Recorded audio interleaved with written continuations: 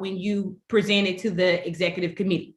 So when you have a president, a secretary, a membership coordinator, and an economic development coordinator, then you're going to reach out to the executive committee and lay this out. And then it's a $50 application fee where you lay the president, how the branch came to the conclusions by an elections locally to say that this is going to be our president, our secretary, a little bit about each person that is in that position. And so this is what it takes to be a local branch of InPDUM. Next slide. InPDUM standard meeting agenda. So this is important. This agenda, what we're talking about is we will be laying out, the executive committee is going to be sending out to everyone the general agenda of InPDUM. Like we said throughout our program is, your agenda sets the stage of what the local branch should be doing from time to time. And so one of the things that have to be on every local branch of InPDUM, organizing committee of InPDUM, part of our region strategies, all have to adopt this agenda, which will have on there an office. One of the contradictions that we experienced is that we were to open up local offices wherever we are. These are for the community to be able to find us. It set us apart from anybody else because having a local place where people can come and gather for meetings, for Sunday rallies, to purchase, their buttons, to be able to come in and fill out an intake form about how the police have harassed them or slumlords is super critical to the development of the local InPDUM work and all of our work wherever we are. We're training people to be able to see themselves as the government body, to take themselves serious and see the solutions in us. And so it's so important for people not to just be able to find us on cyberspace, but in their townships, in their community. So this agenda is super important for everyone. So we have a goal to make sure that that agenda is being sent out, and you're going to be able to fill in the blanks. Like here, St. Louis, one of our local campaigns that is specifically to the local St. Louis is Keep 28. So that will be on our agenda, but it's not a Keep 28 in San Diego. So San Diego might be, local campaign might be African Shore Genocide and the Africans at the border. And so that will be on their agenda. But one thing that will be on all of our agendas, no matter where you are internationally, is a campaign office. And actually like saying how we raising the resources, what do we do from meeting to meeting to meet that goal. So next year in 2022, we're going to be presenting offices. If we move like this, comrades, we can't do anything but be successful. Next slide. What is a branch? What do branches do? So branches do regular meetings. It's very important that local branches don't just council meetings. I don't care if it's just two of you. Sometimes it was me and 4 feet. And it was other members of InPDUM, but they wasn't coming to the meeting. So we had to continue to make those struggles. But it was very important that we met every Tuesday at 5 o'clock, and everybody in the branch knew. So even my mom that might not come to meetings always know and get an email of the agenda, the meeting time, and for her to be able to join.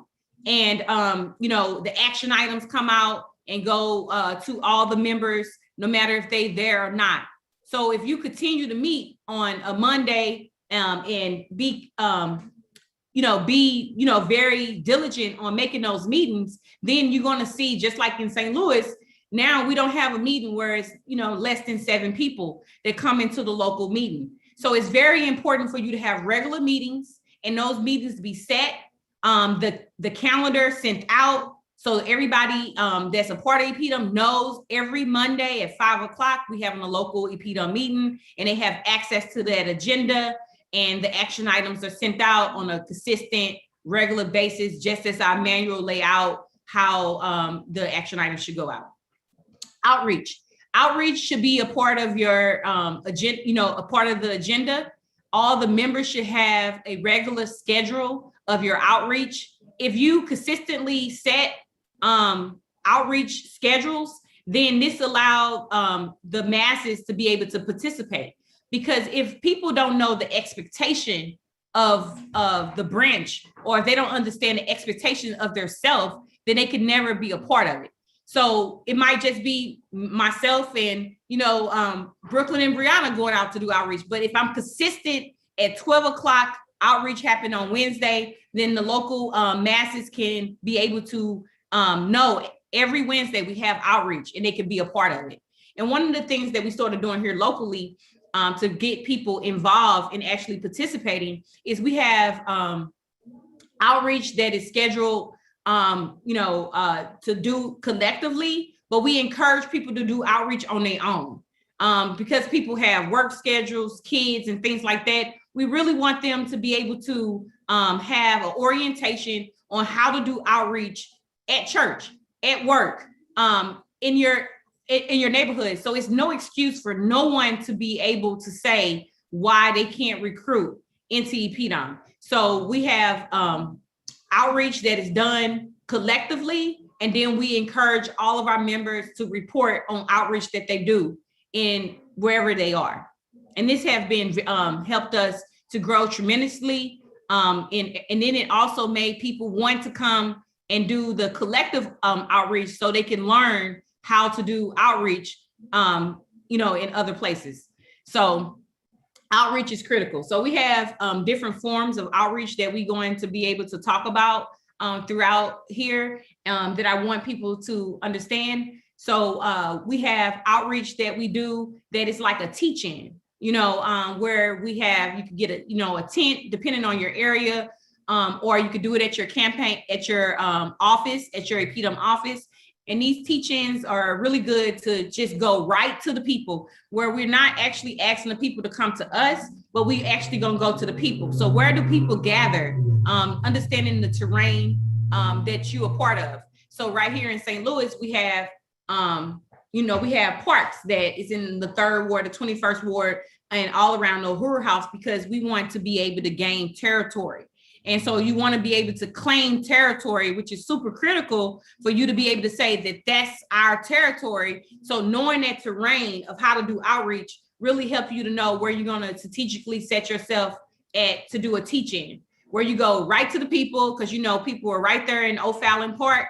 You set up your tent, you got your speaker, you got your outreach table set up with Burning Spear newspaper, with your red, black, and green flags, your buttons, your literature, your propaganda, something to catch the people attention. So having posters, 11 by, these posters are really, really good and helpful to put out, and then, catchy things that the masses can connect with, straight like that, what I'm saying? F the police. Like, this is something that catch their attention, like, whoa, did they just say that? And then they come over and you can participate in doing a teaching. And one of the things that we did that the party, the African People's Socialist Party, had put out is for all the regions to be able to get these, I hope you can see this, poster to have the points. So these are easy to do, and I really recommend.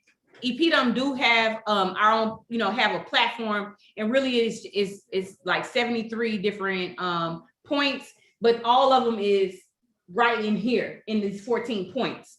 So you could use that, or you could use this right here. These are very, very good. When I joined InPDUM, page 10 of the Burning Spirit was my best friend. It really helped me to recruit and to be able to engage and struggle against bad teachings in Ferguson or wherever I was learning these points. So you can, and the masses are attracted to these points, and then they adopt these points to be their own. So these are great for teach-ins. And so you're going to be doing regular outreach. So teach-ins is one of those forms. Door-to-door outreach is so important. It's a lot of reasons why you would want to do door-to-door. During the campaign, we had to knock every door in the 3rd Ward, in the 21st Ward. This is how we were able to really be able to say that we can claim this as our territory. So really knocking those doors. So sometimes you knock doors and you actually want to speak to the people. And with COVID, we have some COVID, things where, we want to make sure we wear our face masks. We're doing outreach, but we're not letting this virus stop us from engaging and meeting the people, because they out and about. So we have to be too as organizers, but we have to protect ourselves. So, door to door, sometimes we're doing door to door and you knock on the door and you actually want to engage and talking with that person, going to the door and say, hey, my name is Columbai. I'm with the International People Democratic Uhuru Movement. We are a mass organization that is fighting for the liberation of African people all over the world. I would love to tell you about our organization, and I want you to become a member. Like just, door to door, knocking on the doors, introducing yourself with membership cards, with the application, right there for them to be able to fill out this application quickly, the intake, and be able to pay their membership right there with a swipe or, on your phone, where they can go quickly on your phone and become a member right there at the door. We also do another form of door-to-door, which is drops, where you're not actually going to knock on the door and speak to nobody, but what you want to do is put out you want to put out a piece of propaganda. We had a campaign where we wanted to, educate our people about the Black Unk and let them know about how to protect themselves. And we wanted to just drop this flyer, and we wanted to put out as many flyers as we possibly can. So drops is a reason why you would do that. Or it could be a campaign around, these petty merchants in our community. And, we dropping information to let people know, hey, don't shop there, shop here, because this is a petty merchant, but it's a Black power merchant right over here for you to get your things at. And we summon it up the whole time and we drop in that piece of propaganda. Or, it's a neo-colonial puppet in office that we are recalling, and we want the community to know exactly why this person is being recalled. So we are doing drops. So drops are a very important outreach to know how to do. And when you're doing drops, it's very important for you to use the manual, because we always know that the state will want to come and move on us. And our goal is to win the war, not some petty fight. So you never want to drop a piece of literature on a mailbox. You want to put it, strategically exactly where it go. And we're going to go into we're going to have a mini intensive for local InPDUM, not just local InPDUM, but all of our forces internationally, where we'll go more in depth on what, those drops that I'm speaking of is. And so Four Corners is one of my favorite. I think soapboxing and Four Corners is one of my favorite outreaches. So right here in St. Louis, we have the One Africa, One Nation market that we constantly engaged in, really salting the earth to let the community know about these. So we, you can purchase these from, the ODC. They sell these flags right here. And these are really, really, really good to purchase, and you can sell and, put out what the red, black, and green flags are. Comrades and brothers and sisters, this, if you want, having in St. Louis, we have horizontal violence, right? And one of the ways to fight it is not to have a sign in our yard to say we must stop killing each other. But this flag is very powerful to help our community to know that forget the red and the blue, but the red, black, and greens unite us all and help us to see that we're not each other's enemy.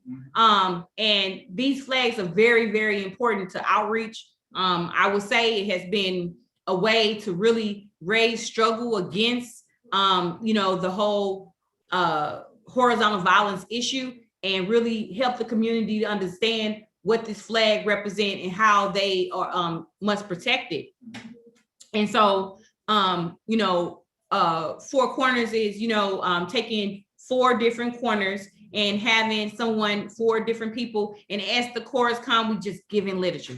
So you're not going to get as many contacts when you're doing Four Corners, because you're putting out propaganda. You having an event, you having a Sunday rally, and you just want to put out the propaganda. You're not going to get contacts per se. Sometimes people so engaged, they will pull over, but you want to move the traffic and you want to put out your propaganda fastly.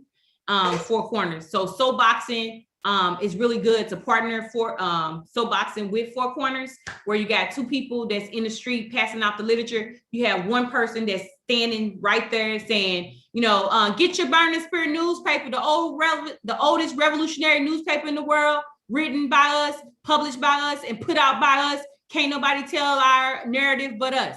You know what I'm saying? And just soapboxing, saying fist up, fight back. It's our responsibility, just soapboxing, standing flat foot, just putting it out. A lot of people say that Malcolm X was amazing at soapboxing, and this is how he was known from a certain street corner that, he sold his paper. So soapboxing is super critical, and it's a way to really agitate the people.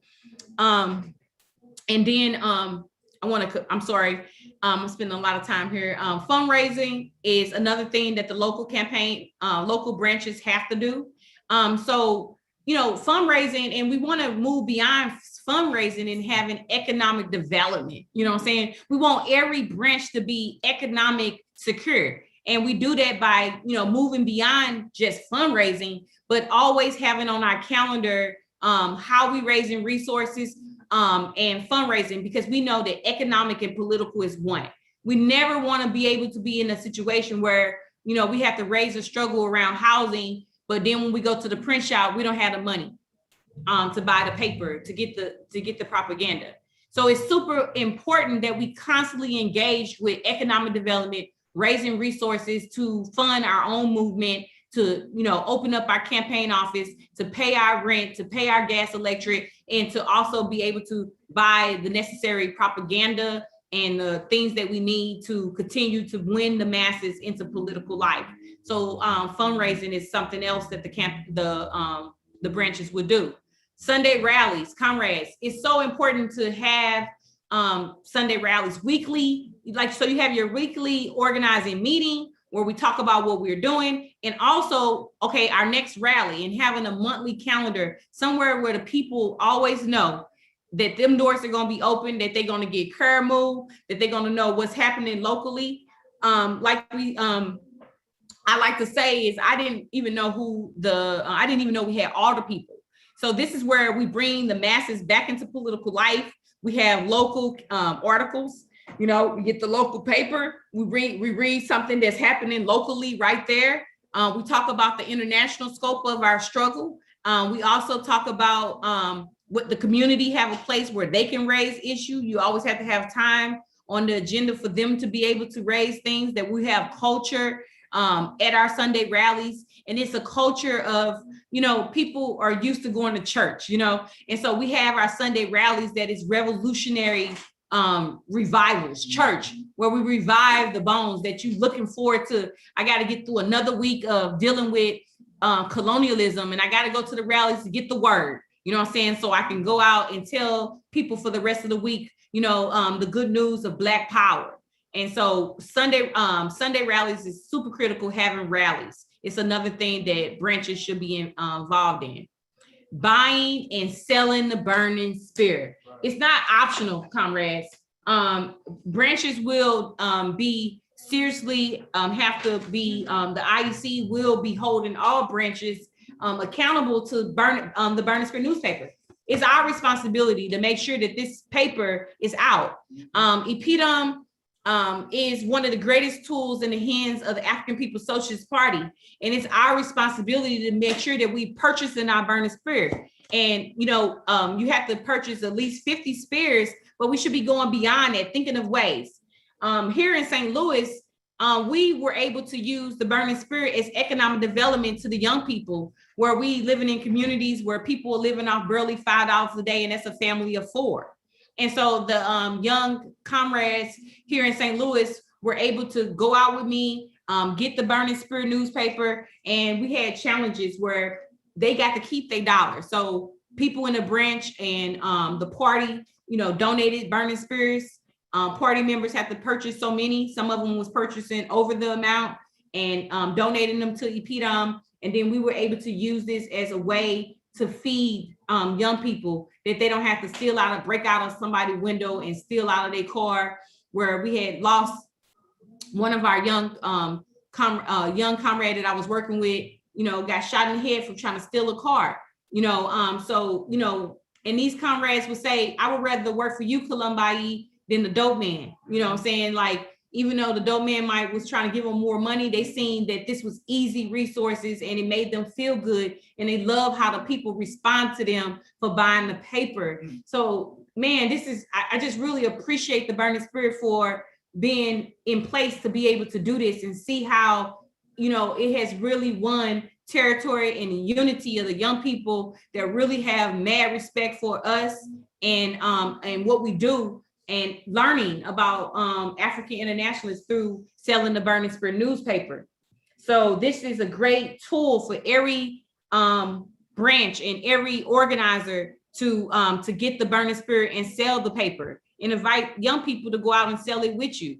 And what we did is we raised resources too. So whoever sold the most papers, then they doubled their money. So it's just another way to get, like it had got crazy, y'all. They was going out and selling like 50 papers. I'm like, okay, wait a minute. Y'all busting the bank on me, So it was very fruitful. So purchasing the Burning Spirit and selling the Burning Spirit is super important. And I want to add to it and say, you want to recruit people to write because, we have a standing column in the paper, African Resist Now. And, we want that should sound like the people. It should be local issues right there out of the mouths of the people there. So recruiting people and teaching them how to write, and then we can, shape it and get it to what we need. And even if it don't reach the newspaper, well, this is something that we can use on our platforms, on our website to constantly put new information out there of what's happening and struggles that we involved in everywhere. So writing for the Burning Spirit is a must as well. Next slide. Okay, so yeah, I always do this to myself, jump in front of the whole PowerPoint. So, these are the types of outreach. So I talked a lot about that. So you see right here, we have Comrade out of Philadelphia, Melissa, Uhuru Comrade, if you're watching. And she's selling the Burning Spirit and she has a table behind her. You see, she has chairman's books, like having literature books, and purchasing that from the Burning Spirit Network is very important. You want to have a kit of books. And, you see the flags out there on the table, really nice with the Burning Spirit newspaper to really show people that we building contending and dual power, that we have our own, our own Burning Spirit, that we publish our own books and we sell them. And these books are talking about our liberation struggle and giving them a deeper understanding of what it is all about, how the equilibrium is in balance, one Africa, one nation. The white response from white people overturning the culture, violence, and other, pieces of propaganda that will be on that table as well. So that's a beautiful example of, selling the Burning Spirit. We also right here in the middle, got the comrades out doing foot walk, just foot traffic through an area where, it's going to be heavily foot traffic happening, selling the Burning Spirit. This is listen, if you struggling with depression, grab you some Burning Spirits and hit the block. And I guarantee you that whatever was on your mind before you started selling won't be on your mind after you sell that first paper. And another thing, comrades, don't trip off that one person that didn't want to buy your paper. Trip off everybody that did want to buy your paper, because sometimes you will dwell off the bad energy of somebody and then it'll just throw you off and now you vibrating low and you can't sell the paper. So you want to keep your energies high. You want to remember why you out there and how you salting the earth and how you changing the minds of people when you selling the paper. And then right here, on the last end, it's just, again, asking them, yo, you bought this amazing paper. I want to take a shot of you. And then, catching them pictures is important because you can send them to the international office, and then this will go in our newsletter to show people and encourage people to see people purchasing and buying our Burning Spirit newspaper. So this is one type of outreach that is very important, selling the Burning Spirit. I cannot overstate that. Uhuru. Next slide. So another, Burning Spirit studies. Okay, so right here you see Comrade Westbrook and you see me. We right in the yard on College. at my house where I live.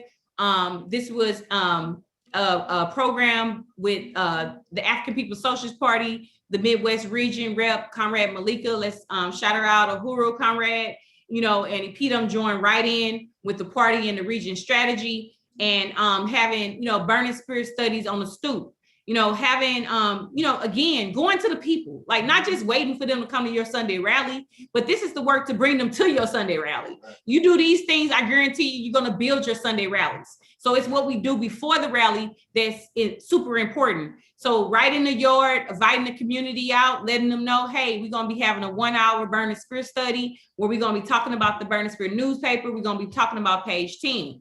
You see our comrades in Chicago right there, you know, engaged in a burning spirit study, you know, at the house inside, you know what I'm saying, practicing social distancing, and, you know, just have some little refreshments. You can do this with, you know, your community, neighborhood, or you could do it with, you know, your college, or you could do it with your church members. Like I said, we got to be everywhere selling the burning spirit and creating these atmospheres. So if you one person that say, I'm in one area and I just can't seem to figure out how to recruit, these are great things that you can use in your area to recruit. Next slide. Okay, so another type is four corners. You know, so we talked about four corners.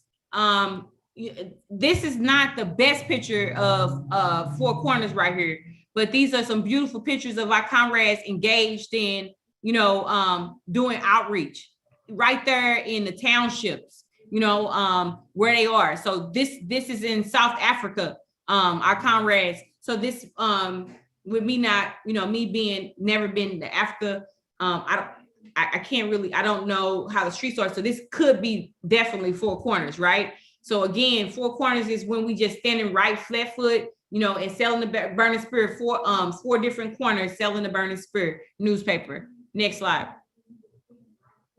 Okay, soapboxing. This is a perfect picture of soapboxing. Again, these are our comrades in South Africa. Salute the comrades in Africa. You know, they got they banner, you know what I'm saying, having you a nice banner, purchase you a nice banner. Some people make their banner. You want to make sure that it's neat and very professional, you know what I'm saying, because you want people to know that we are professional revolutionaries. We ain't playing, you know what I'm saying? So how you present yourself is everything on how people perceive you. So you want to make sure that your area is nice. You know, they got a nice banner up there. You know, they dress nice.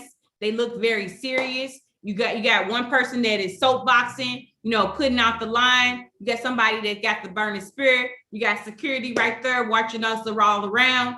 And this is a beautiful picture of what soapboxing look like. Uhuru, next slide. Okay, so this is door to door. So I told you reasons why we do door to door. We got Timber right here, and you know, Timber is bad at outreach, you know, knocking the doors. He got his burning spirits in his paper. He got his literature in his paper. He dropping those burning spirit newspaper. He's dropping that literature. Timber always is a great example of selling the burning spirit. Okay, and it's science. If we can't clone what we do, then it's not good. We want everything we do. We want to be able to dialectically be able to teach other people how to do it. So Timber always say you lead with some propaganda, you know what I'm saying, that you give them. You know, can I tell you about the International People Democratic Uhuru Movement, the organization fighting for peace, bread, and Black power? Put it in their hands, say, you know, we got this burning spirit newspaper. We want it's $1, you know, and put out the line for that, and then you seal the deal. You put it in their hands so they can touch it, and it works. His science works. I used it, it works. Then you got Kobina that's doing right here, that's doing outreach in the southern region. And this is the door-to-door where he's actually knocking on the door and he's speaking to the person. You know what I'm saying? He's telling them about, you know, the International People Democratic Uhuru Movement, and saying you could join today, right now, right here on this porch. You know what I'm saying? So this is door-to-door outreach right here. So you see Kobina right here. Actually, this picture, he's in St. Louis. I could tell that's right down the street from the Uhuru house. Okay, next slide. Okay, so these are tabling, you know what I'm saying? Again, you want to have your table really nice, professional. You know, we have this one table that where they got their t-shirts, they got the Burning Spirit newspaper, they got African wrist candy, they got Uzi on the table, they got their sign-in sheet for people to be able to sign in. And it looks very professional. And that's actually in Philly, where we have the One Africa, One Nation market. So this is us selling our merchandise at our One Africa, One Nation market, where you see the comrades, you know, InPDUM right there. On the other pitch, we got Comrade Jess that is wearing "Don't Just Buy Black, Buy Black Power." You know, at the table again, you see the table is very neat, nice. Got our merchandise on the table, got our propaganda on the table. You want your table to not be cluttered and messy. You want it to look nice and crisp and be very professional. And this is another thing, you know, you don't have to wait to have a One Africa, One Nation market to do tables. You could do it right in your neighborhood. You know what I'm saying? I used to live in an apartment complex, and I would set up a table just like this right there in the complex, you know, in the neighborhood complex, or at the park. You know what I'm saying? Or if you a member at a church, if your pastor have a problem with you setting up a table of a InPDUM, then you shouldn't be a member at that church anymore. So put them to the question. Make sure that you're going to a liberating church and your pastor is not Reverend Chicken Bone, but he's actually teaching liberation, and he's talking about the revolutionary Jesus and not the Jesus that want to keep you a slave. So ask them. This is how you make sure that you're going to the right one, and say, hey, I wanted to see if I can set up a table and tell people about the International People Democratic Uhuru movement and put some literature on the table. And that'll really let you know if you're at the right church or not. So this is tables. Next slide. Another type is teachings. We talked about teach-ins. You know, this is our comrade in South Africa doing the teach-in. You know, he has a picture of chairman up there. And, you know, again, you want to use some, you know, you can use the Burning Spirit newspaper. You can use, you know, one of chairman's pamphlets that we have access to do it. And remember, comrades, that this is a mass organization. So you don't want to talk, you want to keep the political education at the level of the people. You don't give a baby a steak because the steak will choke them. It would kill them. So you would, you know, smash that steak up, and you want to give it to them in a way that they'll be able to digest it. So you want to make sure that we're giving political education at the basis of where the people are, and always summing it up, and then keep taking them higher and higher. So, you know, you want to talk about, you know, that they're colonized, and what do colonialism mean? You know, so buzzwords in the Burning Spirit is great political education. You know what I'm saying? So they can get used to certain words and certain things that we say and understand them as you give them political education. You know what I'm saying? That we're not fighting ideas in white people's head, but we're fighting colonialism. It's a great political education, and we have a lot of literature around that we are all African people, and the basis of where we get that from. How do we say that we are a nation of people? These are great political education for the masses, to bring them into political education. So you want to make sure that your political education fits the group of people that you're talking to, and constantly summing it up to make sure that we're not speaking over the head, but we're speaking directly to the people. Next slide.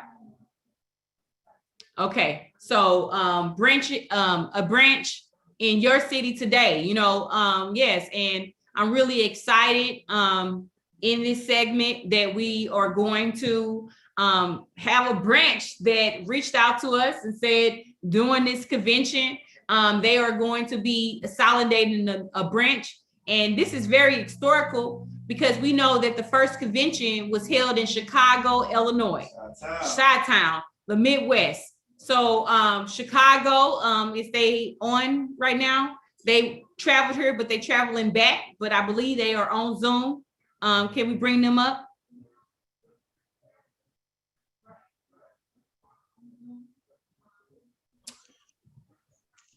And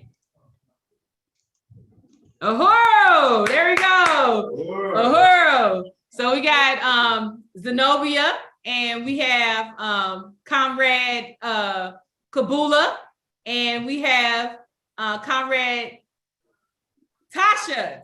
that's with us right here from the local branch of InPDUM in St. Louis, in Chicago, Illinois, that has paid and qualified for being a branch of InPDUM. So we are rebuilding. Chicago is a beautiful city, and the party has done amazing work in Chicago. You can't go in Chicago and people don't know about the teachings of Chairman Amalia Shatella. So it's time for us to claim our own territory in Chicago. It's time for us to go back to our manuals and what it means to be a branch that carry out the mandates of InPDUM. So I'm really excited for these comrades. I salute you on today. And I want to allow the comrades to say something right now. Uhuru. All right, Uhuru, I'm very excited to be building Chicago InPDUM branch with my comrades Kabula and Tasha. We look forward to planning an event soon in Chicago where the President Columbi can come and assist us in building our branch. I also want to salute you for the branch building presentation you just gave us. I like all of the new ideas. Anything I'm missing, comrades? I'm gonna say something? Self-determination, coming back to Chicago. Self-determination on the mass. Uhuru. Thank you, Uhuru. Uhuru. And I just really want to salute Comrade Kabula, that's a member of the African People's Socialist Party that works with the region. And I want to salute Comrade Malika as well, that unites with InPDUM and this region to build InPDUM everywhere. And we are really excited that we're going to be building Chicago, Illinois, and then right across the water in East Boogie as well. We got East St. Louis, y'all. We call it East Boogie, in St. Louis, that we have an opportunity to build in East St. Louis right across the water. We have members that are from that area, and we want to build right there too. So we want to take over. We want to be everywhere. InPDUM got to be everywhere. And all we need is cadre.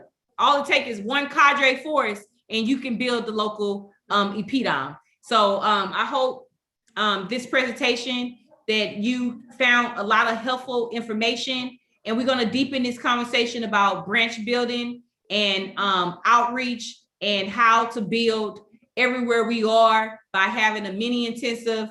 That's one of the things that we wanted to come out of this convention, to really struggle for people to participate in our mini intensive, where we can go, really get in depth and have those conversations about strategy on, building.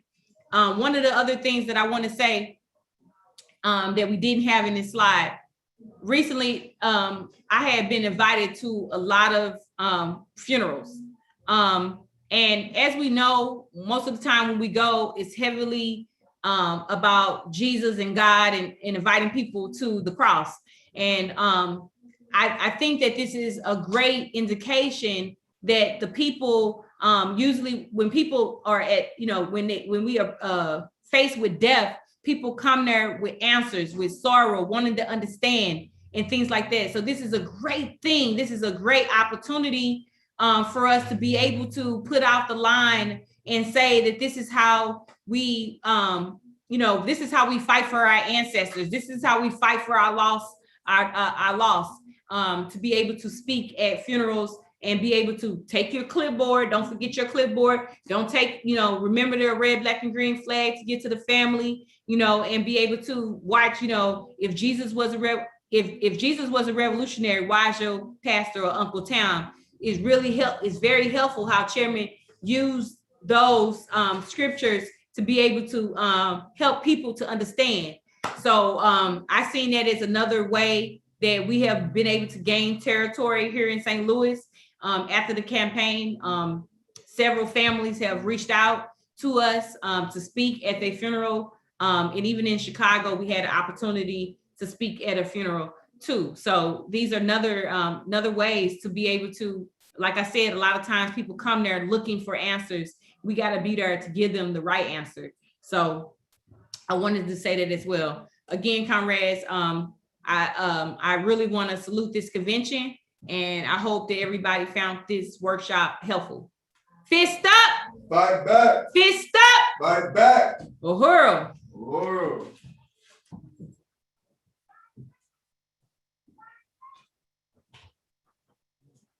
Thank you, President. Thank you, President Colombai. Thank you. So everybody is equipped now, right?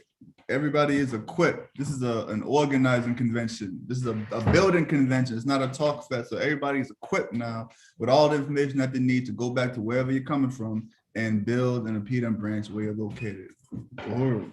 So moving on, we're gonna have a panel on completing the Black Revolution of the 60s. So Chairman Amali Chatella, he co-founded the African People's Socialist Party in 1972, right? In 1991, InPDUM at the time, InPDUM was founded as a crucial step toward meeting that end, completing the Black Revolution of the 60s. So today we're gonna have a panel where we're gonna discuss the steps forward in completing the Black Revolution of the 60s. We understand that imperialism is in crisis. We understand that it's on its deathbed. So we today are gonna come together and talk about how we're gonna drive the death blow to imperialism. And on this panel, we will have Chairman Amali Chatella. We will have Chairwoman Penny Hess of the African People's Solidarity Committee, and Director Kila Anai, Director of Agitation and Propaganda for the African People's Socialist Party. And this will be moderated by our own VP, Matamela Odom. Uhuru. Uhuru, Uhuru, Uhuru.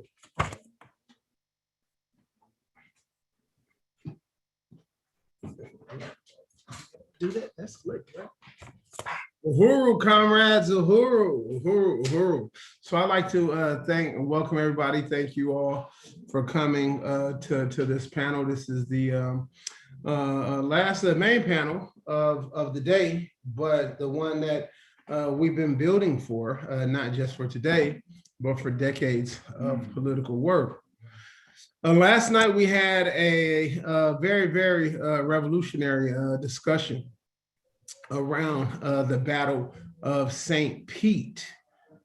In this discussion about the Battle of St. Pete, one of the things that we talked about was, Chairman Omali Chatella in the documentary The Battle of St. Pete notes that the revolutionary struggle that took place in St. Petersburg, Florida in November 1996, he says was as serious as any revolutionary struggle that took place around the world at that time. You talk about the organization, you talk about the discipline, all of which emerged at that moment.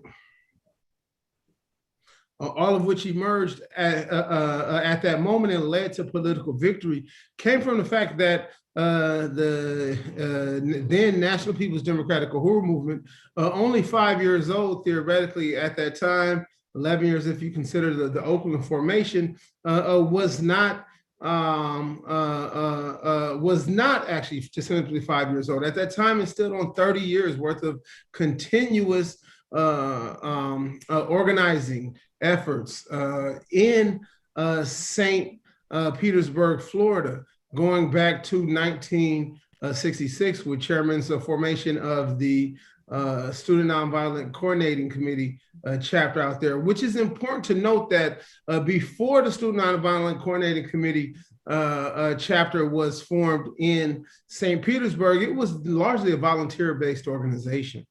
Right. What Chairman Omali Chatella did is create the very first membership-based chapter of the Student Nonviolent Coordinating Committee. So it's in these efforts going all the way back to 1966. I would actually suggest 55 years ago that we can actually see the origins of the International People's Democratic Uhuru movement.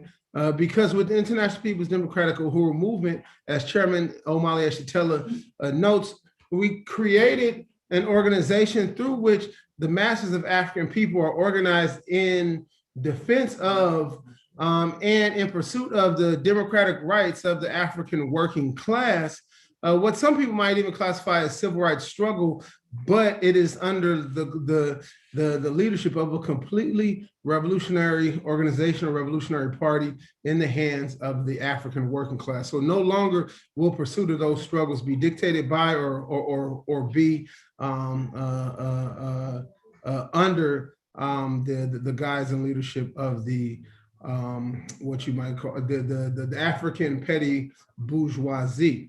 So it's in this note that we bring together this discussion that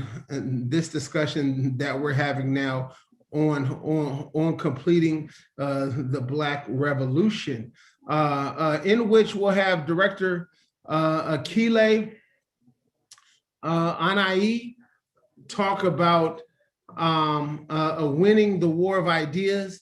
We'll have Chairwoman Penny Hess of the African People's Solidarity Committee talk about the role of white solidarity in this struggle. And then finally, we'll have Chairman Omali Yeshitela. So this panel will last us about 75 minutes. And so Director Akile and Chairwoman Penny will give you both 15 minutes. Uhuru. Nice to see you. And that Uhuru swag. I see them, the Uhuru swag with them braids. Director Uhuru. Uhuru Matsumola, thank you for the introduction, and just want to join in saluting the International People's Democratic Uhuru movement and this really powerful convention, all 3 days. And even though those who aren't in St. Louis, to be able to experience, just all that is the Black Power blueprint at the moment, just know that it has contributed to, just such a powerful showing of, our movement. And I think it's also really critical when we talk about this question of winning the war of ideas, to have a presence like the Black Power Blueprint in the north side of St. Louis, what that does to boost the morale of the African working class in that area, in that neighborhood. So to talk about this, and I'm sorry, I just want to salute President Colombai and Danette, again, the International People's Democratic Uhuru movement. And I want to recognize and salute my leadership, Chairman Omali Yeshitela, Deputy Chair Onezene Yeshitela, and the National Central Committee of the African People's Socialist Party.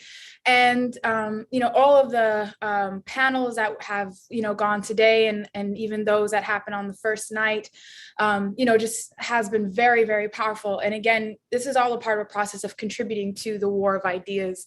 So I'm really honored to be able to be here to speak on this as the Director of Agitation and Propaganda for the African People's Socialist Party. And I think that it's a really important question in terms of winning the war of ideas under this panel theme, completing the Black Revolution, because, because that's what we're all here to do. And everything that we've been discussing up to now has put us on a trajectory of completing the Black Revolution of the 60s. It's, everything that we've discussed has a to what end, and that is to carry this battle to its final conclusion.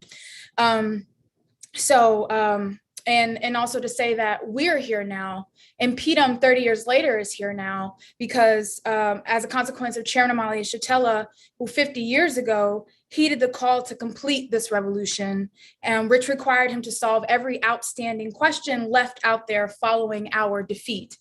And one of those questions being, and it's probably one of the most important questions, was this question of theory. And this was our own worldview. What was there to sum up the world and our place in it before and following the defeat of the Black Revolution of the 60s, through the lens of the African working class, through the lens of the colonized, and what would inform the practices, the tactics and strategies that would be developed for our movement, to move our revolution forward.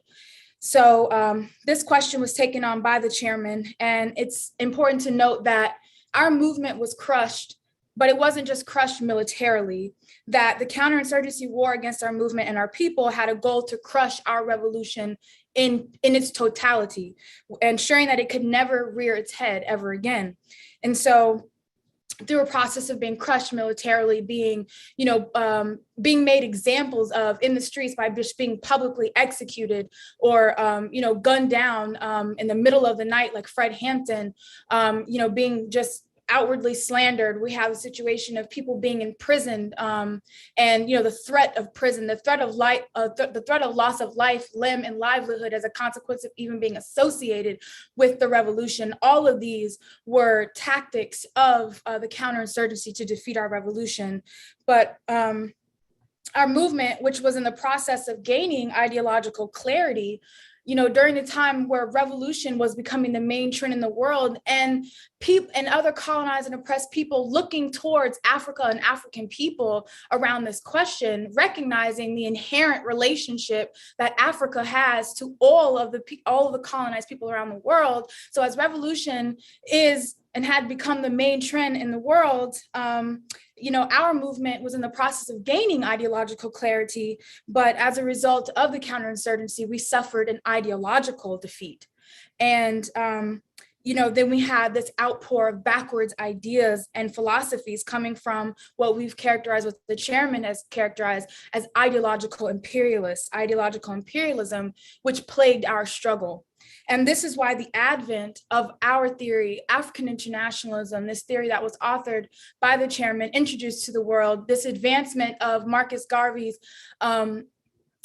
theory of African fundamentalism, African internationalism was introduced and has been so critical in leading us from the defeat to organizing the revolution's completion. The task in this period, in 2021, getting it done, the task in this period is to win the war of ideas, now where the masses of colonized and oppressed peoples are coming to the conclusion that we won't tolerate being oppressed any longer. The importance of theory and winning the war of ideas, and Chairman spoke to this earlier around when we look at like courageous struggles in history and even presently, like the people of Vietnam, and where the people were able to crush the mighty colonial powers that were, in their land. And despite their overwhelming military capacity, it was this. And they defeated them on the military front as well, but it was the ideological component that tethered the whole thing together. And the masses were won to their independence. The masses were won to their independence, and therefore they fought fearlessly until that was achieved. And we see, even a situation in Afghanistan today in 2021, where it's this recognition of who the enemy is in our land, and who is taking our resources, who is exploiting us, who's causing us all of these problems. Is a recognition of that, and organization, and being tethered to a philosophical worldview that recognizes this colonial power as the enemy that has to be driven out. And when you win a people to their independence, which is what we have to be doing in this period, winning the masses of African people to our independence, we can crush the system. We can crush the global system of colonial capitalism. So we have the sound, tested, and tried revolutionary vehicle in the form of the vanguard, the African People's Socialist Party. And while the ground is ripe for the tilling, we must win our people to their independence. We must win the people to want power in our own hands and to be jealous of anyone who has power over us.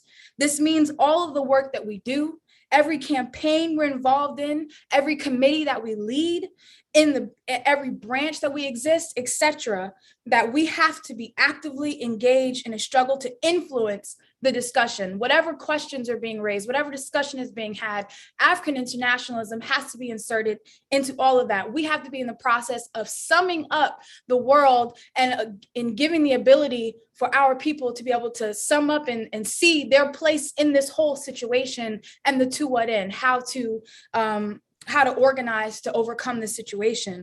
The people must seek our position where we are placed. That's why, this branch building workshop that we just came out of is going to be so critical, and building branches, having a presence in all of the colonies where we exist throughout the world, that the people can come to us to seek our position on every single question that they have, because African internationalism can answer it. And the theory must be gripped by the African worker in the colony, by the ordinary African worker in the colony. This theory has to be gripped by them. And when that happens, this formidable force is formed.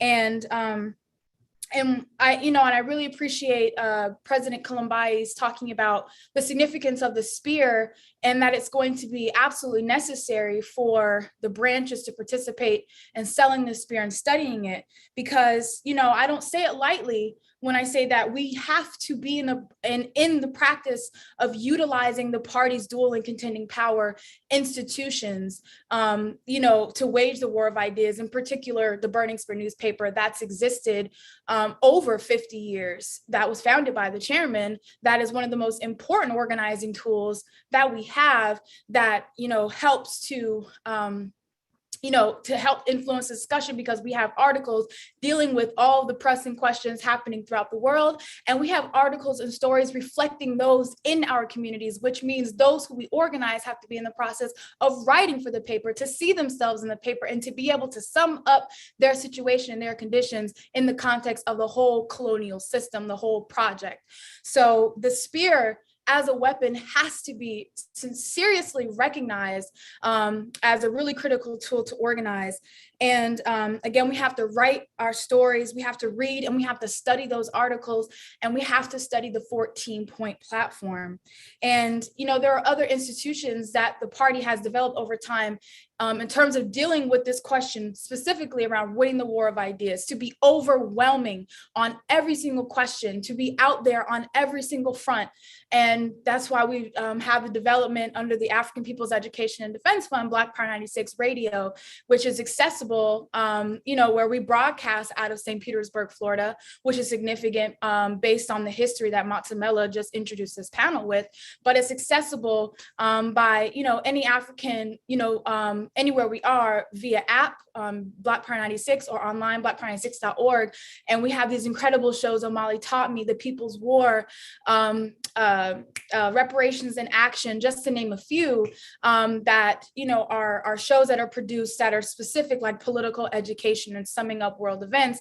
But we also, in that, are promoting the African national identity, through that, promoting speeches and presentations made by the chairman and other leaders of our movement, promoting, the African working class and its genius and its talent, and bursting at the seams through Black Power 96. And, this won't be the only, and consolidating the Black Power Radio network, which is, something that we are in the process of consolidating with relationships with other stations.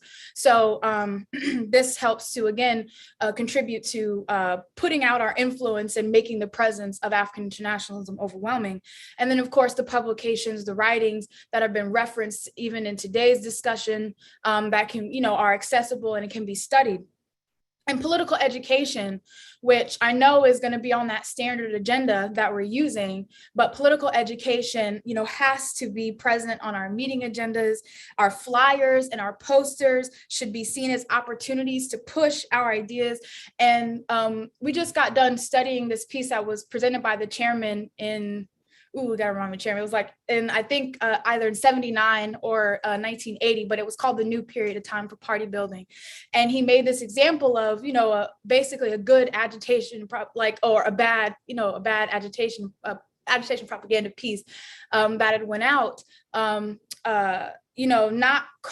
really winning the masses to this, to come to revolutionary organization based on these, these issues that are most prominent to our people, but, this kind of advanced language that we would use for someone who was already in the party. So we have to make sure that our propaganda, the pieces that we're out in the community to agitate and to communicate and to inform people about a particular situation, is really, winning and helps to call people and draw them in into the work that we do. So we have to, make sure that those are everywhere. I mean, we have the 14-point platform posters that can be posted everywhere. And so, so many more ideas for agitation and propaganda can be developed and dispersed throughout our communities. But again, we have to see them as opportunities to push out our ideas. And, when we create a plan of action, when we're going to do an event, when we're waging a campaign, we have to say on that as one of our objectives, what ideas are we trying to win? Why are we organizing around this particular issue? What are we going to sum up about this issue? How are we connecting it to the greater problem? What idea are we trying to win in this particular this campaign, whatever it is, action that we're doing? again, providing that to what end, to everything it is that we do. So, I mean, really, as you know, as a member of the Uhuru movement, I mean, we have all of this opportunity just stepping outside and, you know, to be engaged in the war of ideas. Like, we all have a responsibility, whether you write for the Sphere, whether you work for the radio, whether you are directly in an info and ed committee, whether you are formally in agitprop. It is a task of every member of the party and, you know, in our movement to be walking instruments of propaganda and, you know, to just have African internationalism bursting at the seams. It really is upon us to do that and articulate it to, you know, everyone that we come across. So that's something that we all have to take responsibility for. And, you know, among the things that we really have to promote in this period, and the chairman is, you know, has expressed urgency around this question, is promoting who we are as African people, that we are one Africa, we are one African people, and that has to be promoted from everywhere it is that we've been dispersed. We have, and again, we have to say what it's going to take to be free. And that's what we have to, you know, constantly putting out and constantly winning among our people. And the time, it's the perfect time. I mean, people are struggling every day to come to these conclusions, and there are so many things to get in their way to take them off course. But that's why we are there, the Uhuru movement, that African International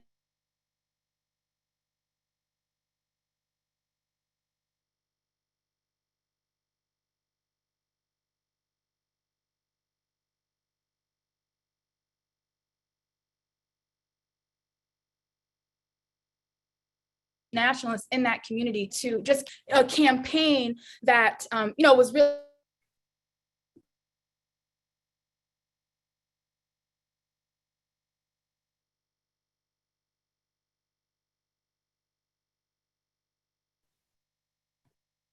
Uhuru, I think Director had Chile all of can these improve. political, oh, you guys can't hear me? Okay.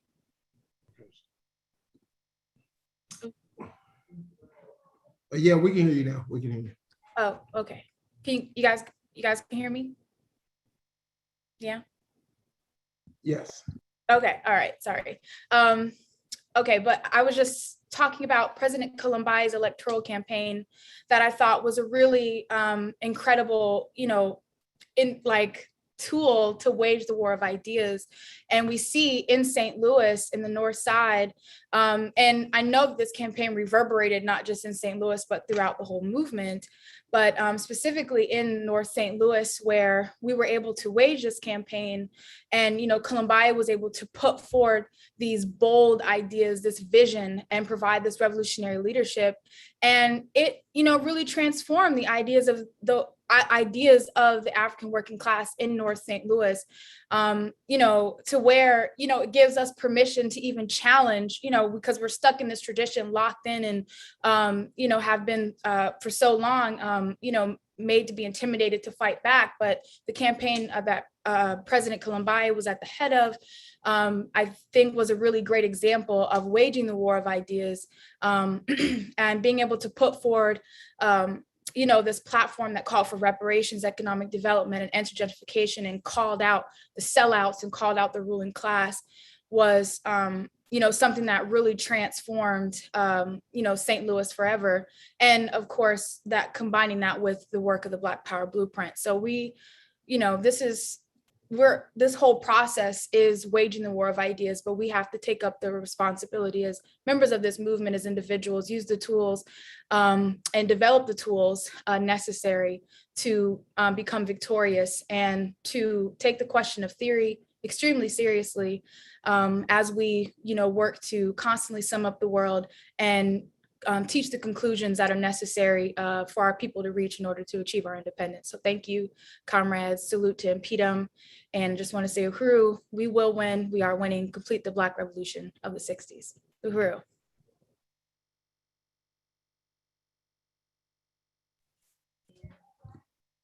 Uhuru. Salute, Director Akile.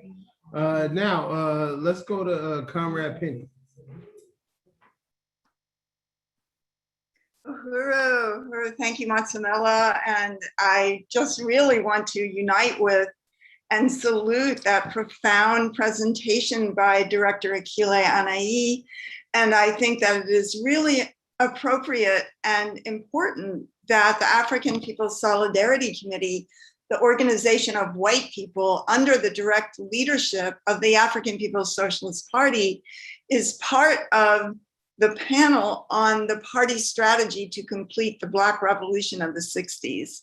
And, I just really want to say what a great honor it is to be able to participate today in this profound convention of the International People's Democratic Uhuru Movement, the 30th anniversary.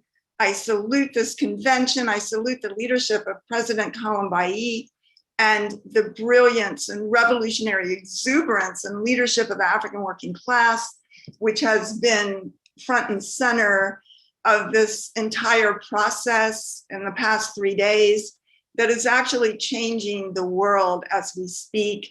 I salute Secretary General Wazy, Director Tafari Mgeri, and Dexter, who has been the MC, Matsamela, Fofi, and everyone who has played a role in building this powerful event.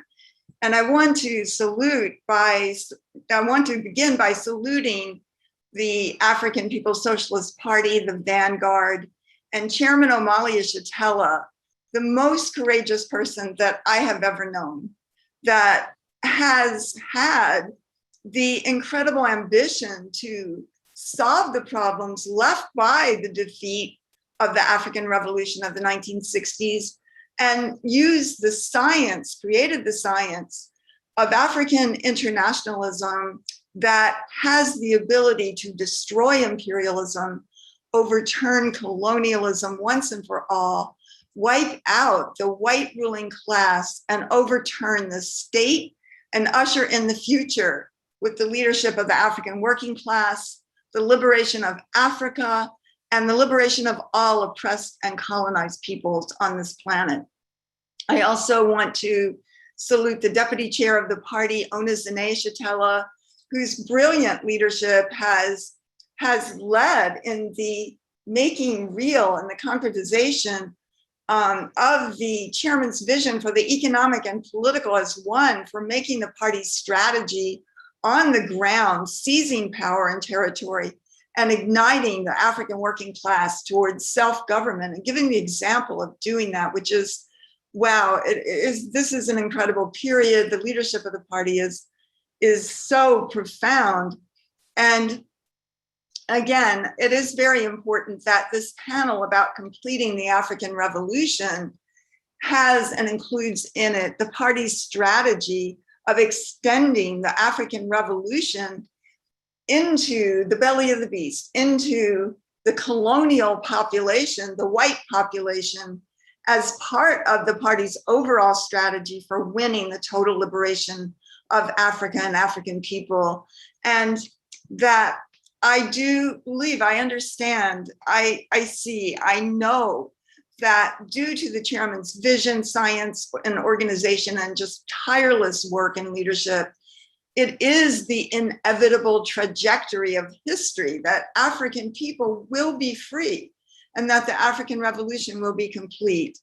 And that, as the chairman points out to us daily, we see the deepening crisis of imperialism. We see the shambles that the system is in as a result of the ongoing resistance of African and colonized people, as Chairman Omali Shatella has taught us, understanding that African workers and the colonized make up the pedestal upon which this entire system rests.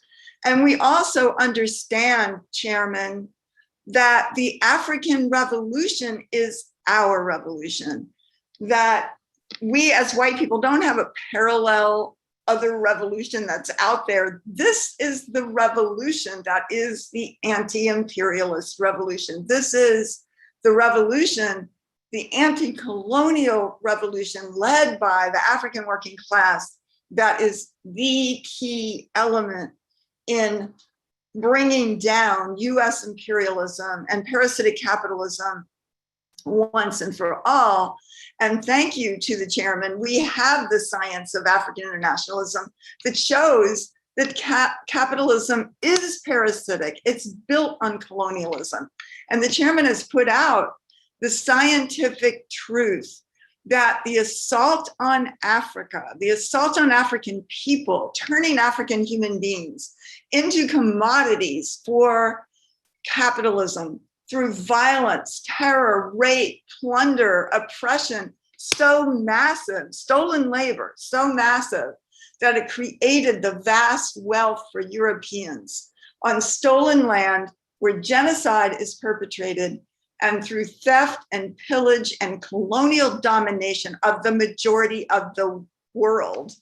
This is what created capitalism. This is what created whiteness and white people and our relationship to African people as the colonizers. It makes so much sense. And we thank Chairman Omali Yeshitela for making that so clear and giving us a way to understand this and fight it. That the chairman also makes it very clear and proves scientifically that colonialism is the condition inside the US faced by African people and indigenous people inside the borders of the United States, not just the conditions of oppressed people elsewhere throughout the world, but also here. And that the colonized, therefore, are the white people. As the chairman has said, as he said earlier, and as he said many times, that if there is a colonized population, then there is the colonizer, and white people are the colonizer. And that's something that we have to take responsibility for, that we have to fully understand, and that the colonized are where the nice white people, the good white people, quote unquote, participating in and instigating the violence to maintain this relationship and benefit from it. This is where the entire white population lives off this stolen wealth and supports, is in unity with, or actually has perpetrated over and over again this incredible violence that has involved what is called the lynchings, the burning of whole African communities and African human beings. We have participated in the rape, in murdering children, and in cutting out babies from the wombs of African women. We have carried out genocide against the indigenous people and lived on this legacy, on this actual reality that produced wealth for us. And that this includes white women, white grandmothers, LGBT, all of us. We have been part of this. This is what it means to be part of colonialism. And that everything, as the chairman tells us, everything comes at the expense of African people. But the party, the vanguard party, the African People's Socialist Party, has created a place for white people under the leadership of the African Revolution. And that our job is to organize other white people to be inside of the belly of the beast, to wage this war of ideas that Director of Kile was talking about. This is our front. This is what we are responsible for, to win other white people to jump off this pedestal by being organized under the leadership of the African Revolution, and to demand reparations, not as a favor, not as charity, but as a revolutionary demand. It is what is owed African people. And the understanding of the US government's counterinsurgency against the African-led anti-colonial struggle, that it is not about, as the chairman has made so clear, it's not about racism. It is about a political and economic system of the whole people sitting on the backs of another whole people as a foreign and alien state power for our benefit, with unrelenting violence targeting the African population. And that we know that the Black Revolution of the 60s, the African Revolution, that was inside this country and existed on the continent of Africa and all around the world, wherever African people have been forcibly dispersed, was met by a US government's counterinsurgency. COINTELPRO was one front of that, but there were many fronts. The US government understood that it was waging a war without terms against the most powerful revolutionary force, the ultimate revolutionary force of the 1960s here and around the world was the African working class based inside the borders of the US. The Vietnamese recognized that, the Chinese recognized that, the US government recognized that, and that destruction of an incredible revolution, a world revolution that was right here on the streets of Detroit and Los Angeles and St. Louis and other places throughout the United States, led the weakest link, was really the weakest link of the US empire inside its own borders. And the party took it upon itself to solve the problems left unsolved by that time. And one of them was what to do about the white people. I just want to read, this will be very quick, but I want to read from the chairman's book, Vanguard, this incredible book, Chairman Omali Yeshitela, The Advanced Detachment of the African Revolution. And the chairman said, white people were an objective component of the US counterinsurgency, especially, quote, the whites who love us, as they were characterized in Occupy Tanzania by Robert Sobukwe, a primary leader of our struggle there. These whites were the leftists, including Marxists and other socialists and communists, who made regular forays into our communities from the comfortable and genteel and generally safe libraries and cafes where they usually resided. They all expressed sympathy for our plight and cause, but not enough to get off their backs, or get off our backs, or to unite with our fight for self-determination. The chairman says, with a few exceptions, they did not recognize that socialism or communism they claimed to seek was to be found in the struggle for the liberation of African people. Instead, they sought to show Africans the errors of their ways and to introduce them to the science of revolution, quote unquote, that required Africans and others colonized within current borders of the US to submit to the leadership of the colonizers that they called workers. Many of these white left opportunists also politically supported and financially backed neo-colonial politicians who were beginning to be elected to office in great numbers throughout the US after the defeat of the Black Revolution.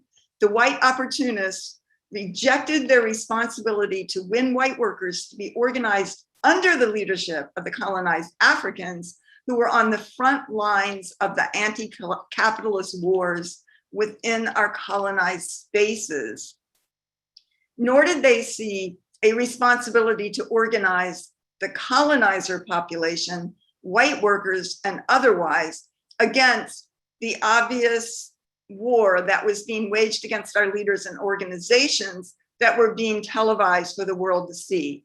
Objectively, their role was no different from the strategy outlined in the August 1967 COINTELPRO memorandum to prevent anti-colonial coalitions from developing, to prevent our organizations from gaining respectability, and to prevent the long-range growth of the African liberation movement. I just wanted to say that because that is so clear, the opportunism and what the chairman has laid out and given the scientific basis for the material basis for the opportunism of white people, because everything we have comes from African people, because African people have been forced to create and really recreate their lives for us, not for themselves, for the past 600 years. And that day is over. The party therefore created the African People's Solidarity Committee in 1976. And we know that the African People's Socialist Party and the African workers, the African Revolution are prepared to fight and win with or without the support of anybody else. But they did create the opportunity for white people to be part of the African Revolution, to have our own redemption, to have a principled way of making a self-criticism to African people, to end our self-imposed isolation to the rest of the world, and to be able to fight in our own genuine interests, our own true interests.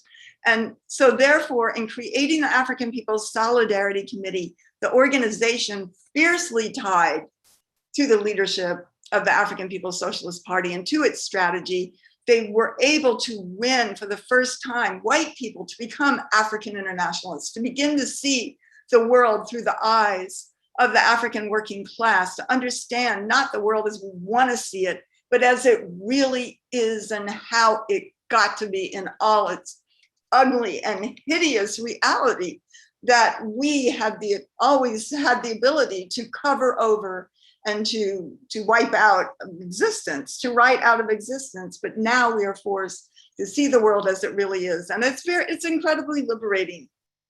And that we have been won to unity with the fact, if we look at African internationalism, then yes, reparations is the conclusion that we have to come to. The entire thing, everything has to be turned over. Reparations is, as the chairman has said, a revolutionary demand, that it is the redistribution of the wealth of the world that is returned to the hands of the true producers of that wealth, the African working class and oppressed and colonized peoples of the world that there is. That the African Revolution is our revolution. It is the world revolution. There is no parallel revolution that's going to be happening. If it is, it would be pretty scary. And it would just be white people struggling for a greater share of the stolen loot on the pedestal of the oppression of African people. So our job is to be organized, is to win white people to reparations, to organization under the leadership of the party, to build the African People's Solidarity Committee, which has its 45th anniversary next month, as the party faces its 50th anniversary next year. And the chairman talked earlier of cadre, of the profession of revolution. We have to be that as well, to be able to just stick a toe in, go to a demonstration, pay some money towards reparations, well, fine.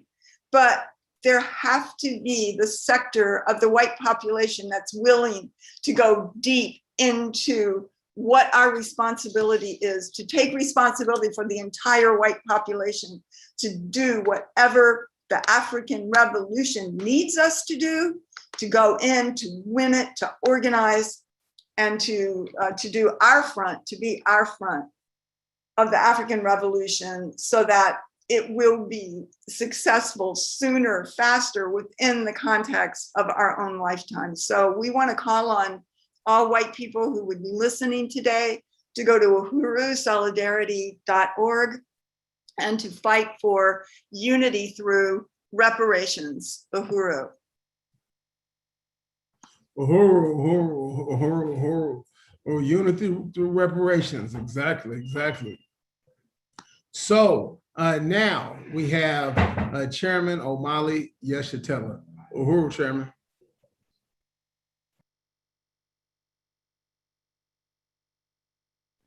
Uhuru, thank you very much, Comrade Vice President Masamela, for the introduction and for the incredible job that you've done up to now in terms of hosting this panel and much of what has occurred on today. I want to start off again by expressing my appreciation to the Comrade President Kalambai Andanet and to the incredible IEC, the International Exec Committee of the International People's Democratic Uhuru Movement as it exists around the world.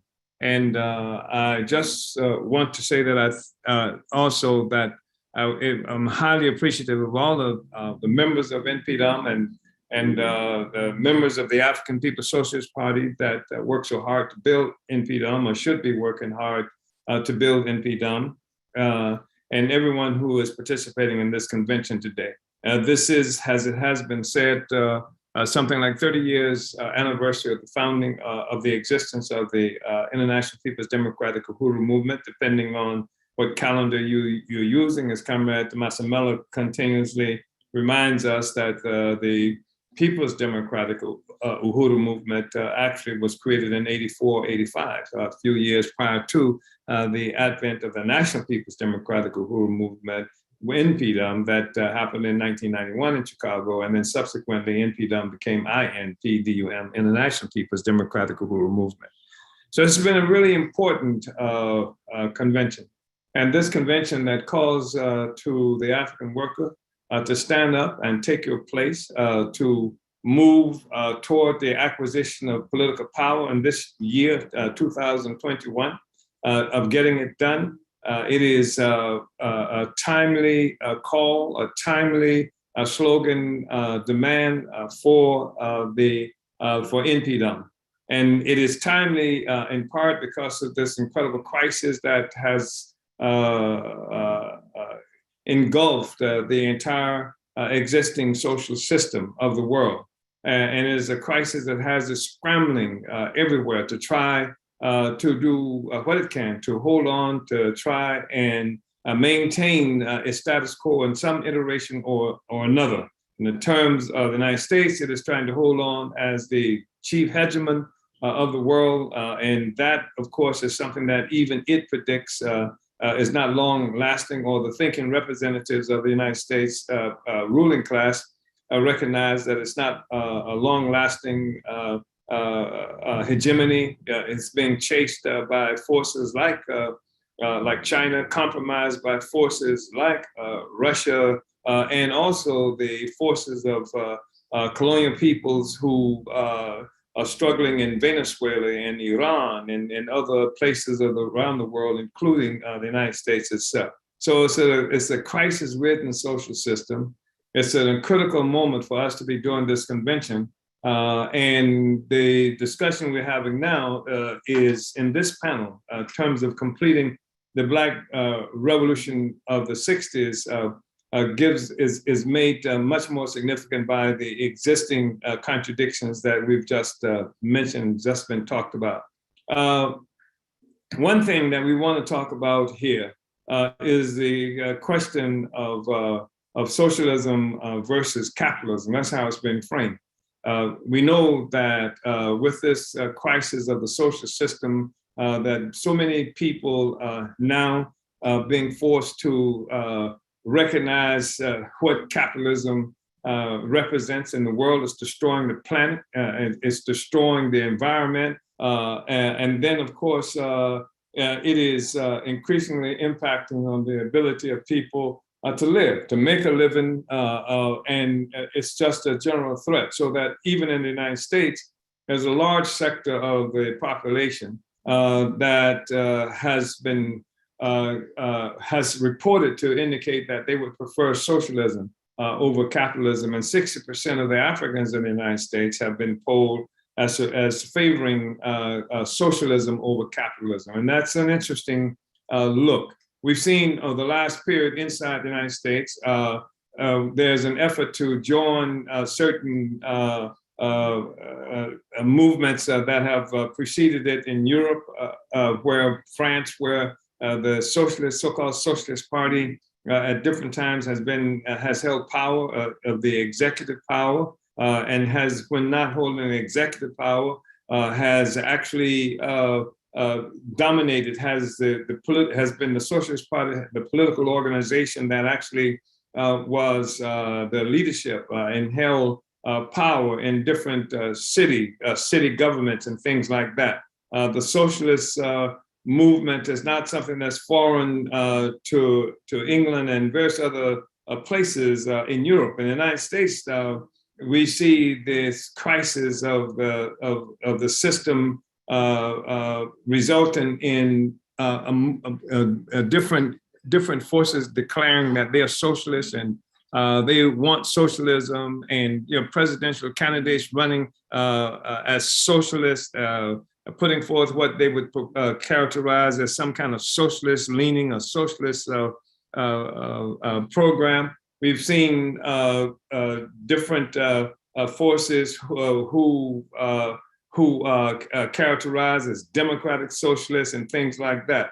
And so this is something that's caused some consternation.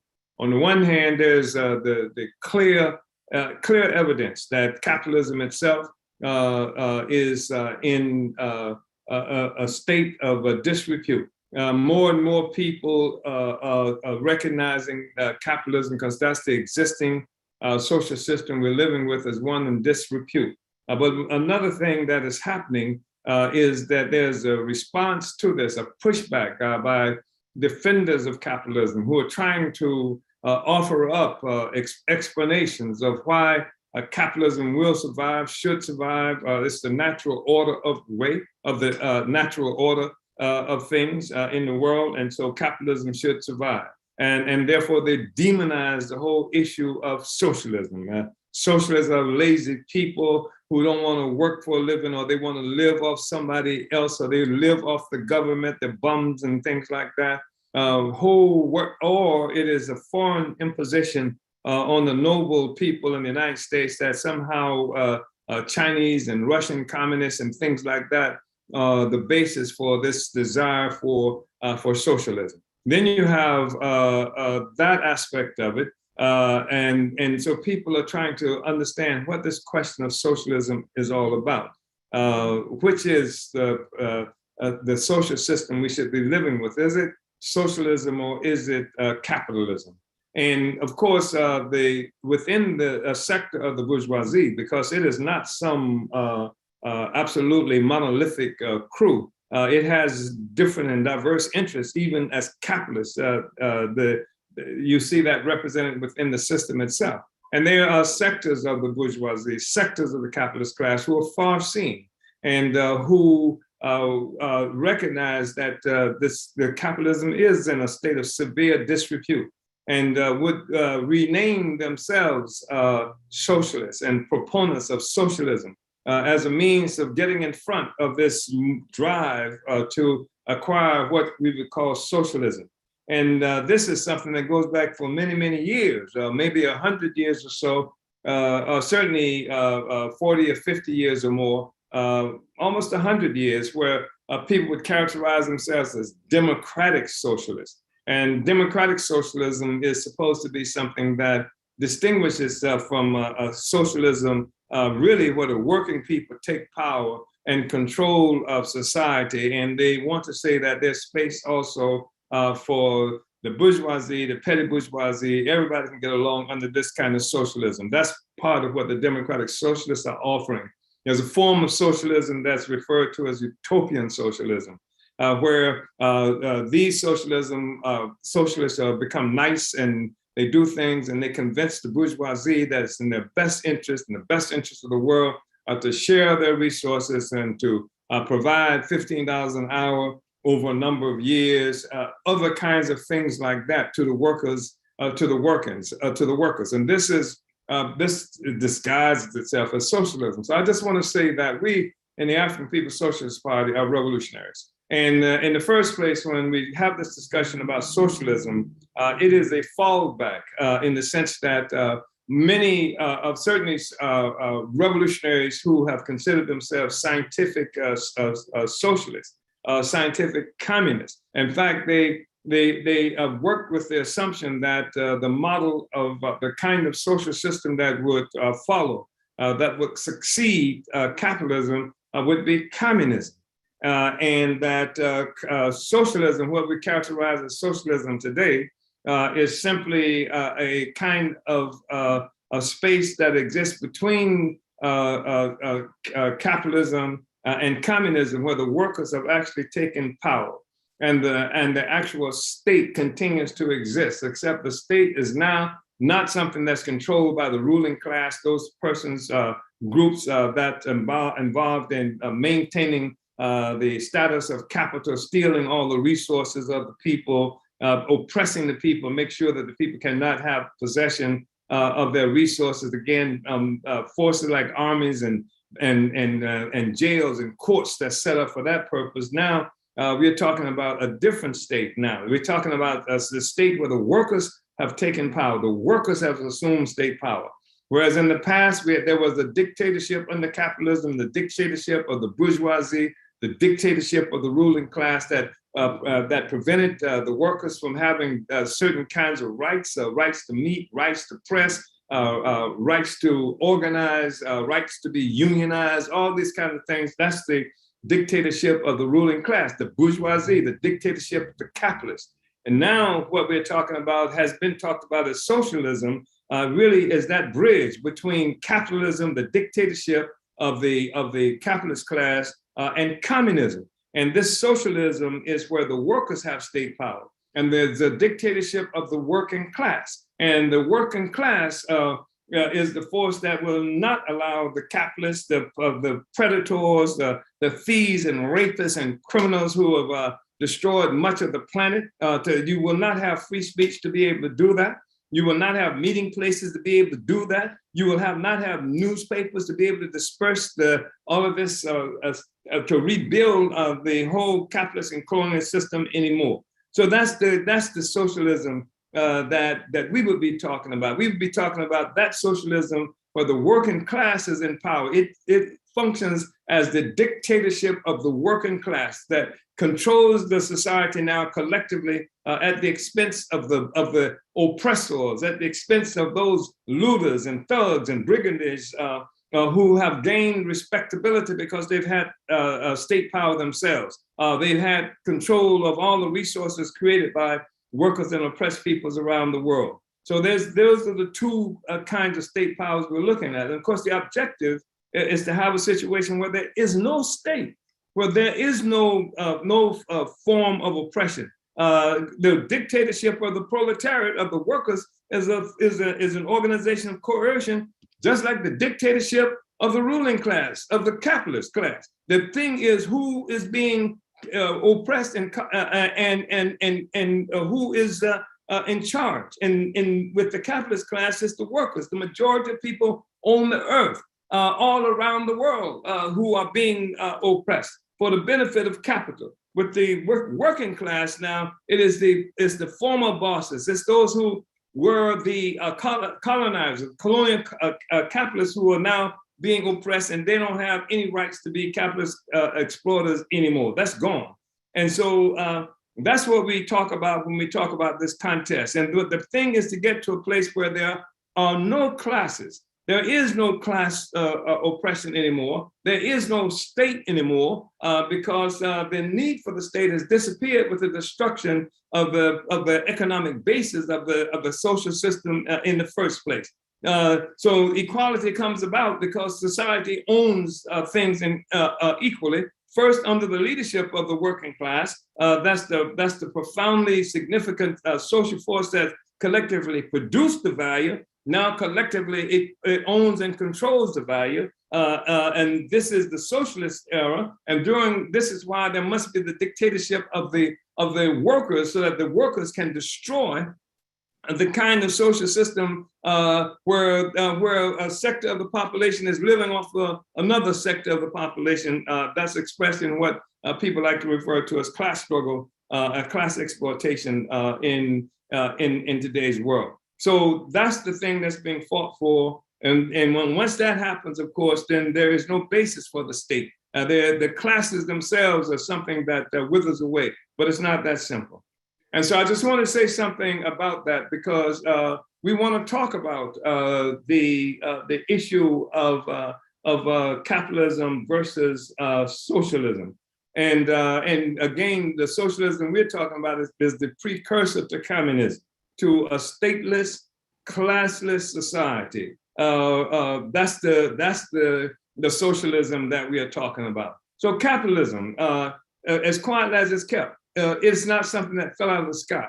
It is not, despite the genius of Karl Marx that we acknowledge and other people like him, something that came about as a consequence of some kind of development that occurred inside Europe, where you had the maturation of the political, of the economic forces their development, etc., universally throughout European society, that resulted in the emergence of capitalism. There's the formula, the Marxist formula is wrong when he talks about the moving from what they characterize as primitive communism or communalism to slavery, from slavery to feudalism, from feudalism to capitalism, from capitalism to communism. It's wrong.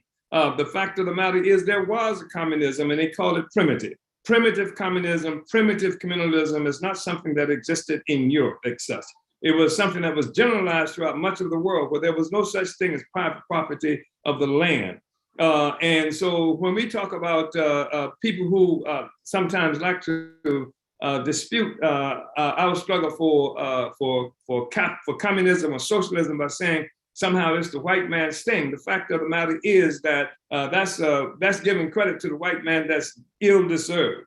The fact is that it's Africa and other people colonized around the world who had societies that were not riven by the kinds of class contradictions that we see emerging in Europe, and that where there was social ownership of things, so that individuals didn't own the land. The land was owned collectively by the people. And this is something that was generalized in Africa, generalized in certain other places around the world. It was the basis for which a man named Harry Morgan wrote a book that Engels used, Frederick Engels, who was a friend and supporter and ally of Karl Marx. He used this to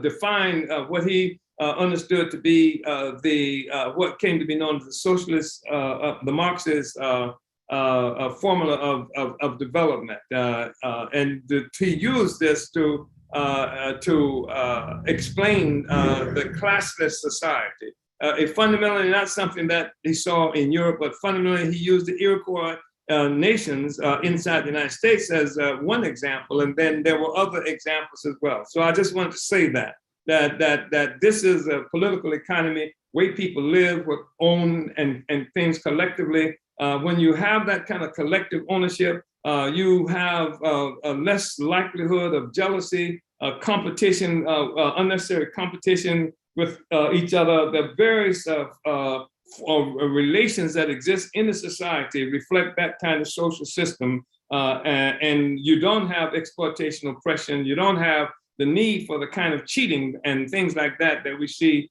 under a different kind of social system where some sector lives at the expense of the other. So when we talk about socialism, then we're talking about the precursor to communism. And when we talk about capitalism, we're talking about something that, again, that did not drop out of the sky. And despite Marx's formula for the development of human society, the reality is that capitalism itself has its origin in something that Marx did talk about when he called it the primitive accumulation of capital. In explaining how capitalism got started, he said that it happened not as a consequence of capitalist production, but something that presupposed the existence of another kind of production, a primitive accumulation of capital, not capitalist accumulation, but an accumulation of capital that presupposed the existence, presupposed the existence of capitalist production. And this he called primitive accumulation. And this primitive accumulation he defined as turning Africa into a warren for the commercial hunting of Black skins. He talked about how it came about as a consequence of England's attack on China, 1841-42, fought the Opium War, turned China into a nation of junkies, forcing them, they call this trade, forcing China to take opium for the tea that England wanted from China. This is a part of the whole process, and we define that as colonialism. The fact is that that's a part of colonialism, and that doesn't even get to the question, because I never saw Marx define, for example, the existence of what this territory we call the United States as a part of primitive accumulation. I never heard him say that Australia was a part of primitive accumulation, or any of the settler colonies of great significance that emerged that helped to give all this accumulated capital to Europe that moved Europe from the state of barbarism, from the state of poverty and oppression and disease that came in the wake of the Black Plague. And never heard any discussion about that, but clearly you cannot imagine the existence of capitalism without the land that we now call the Americas, all the lands of the Americas. In fact, most of the colonies that we see throughout the Americas that define the borders that were created throughout South America, et cetera, were created to facilitate the political economy of enslavement of African people, colonial enslavement. This is where much of that came about. So the production of capital globally, the emergence for the first time in history, probably, of a single world economy, global economy that connected the economy of the entire world into a single whole, sometimes referred to as the triangle trade when they talk about the trade in African people. This was the part of the formation of capitalism. The fact is that capitalism is a consequence of this bridge between feudalism in Europe and transformation of the whole world through colonialism. So we refer to this colonial capitalism. Without colonialism, there is no capitalism. And while there are people who are willing to talk about colonialism, et cetera, they're only willing to talk about it in most instances as a policy of some country or another. And while some countries may have a policy of colonialism, for example, that happened with Belgium. For example, that happened with England. There was a time where they understood that the way to get rich quick, the way to bring resources is to colonize. That's the same thing that happened with the illegitimate white nationalist state of Israel, stealing the land and resources of the Palestinian people to bring in this resources. So while there may be different countries and different entities have moved with these policies, the fact is that the colonial capitalist system is a system itself. It has its own dynamics. And so it is something like capitalism has its dynamics, and there are people who may decide that they want to join the capitalists, but that decision was based on the existence of colonialism. Colonialism haven't represented itself as the dynamic way in solving the basic social problems that existed in Europe, that transformed Europe from a state of feudal poverty, disease, and repression under the leadership of feudalists, of landlords and nobility, transformed Europe. Sent settlers out from Europe as a part of this process, colonized the Americas, all of the Americas. And that's been something that's developed the whole capitalist system up to now. It helps us to understand that the defeat of capitalism is critical, of colonialism is absolutely something that's necessary for the destruction of capitalism. You cannot have you cannot have this capitalism without its underpinning, which is colonialism. So that's part of what we understand about this whole question of capitalism. That the fundamental class struggle in the world is not some struggle that happens between the industrial ruling class and the industrial working class, which means white, essentially, and increasingly China and Japan now, and things like that. That's not the fundamental class contradiction. The fundamental class contradiction is not one that has its origin at the point of production. The fundamental contradiction has its origin at the point of the bayonet.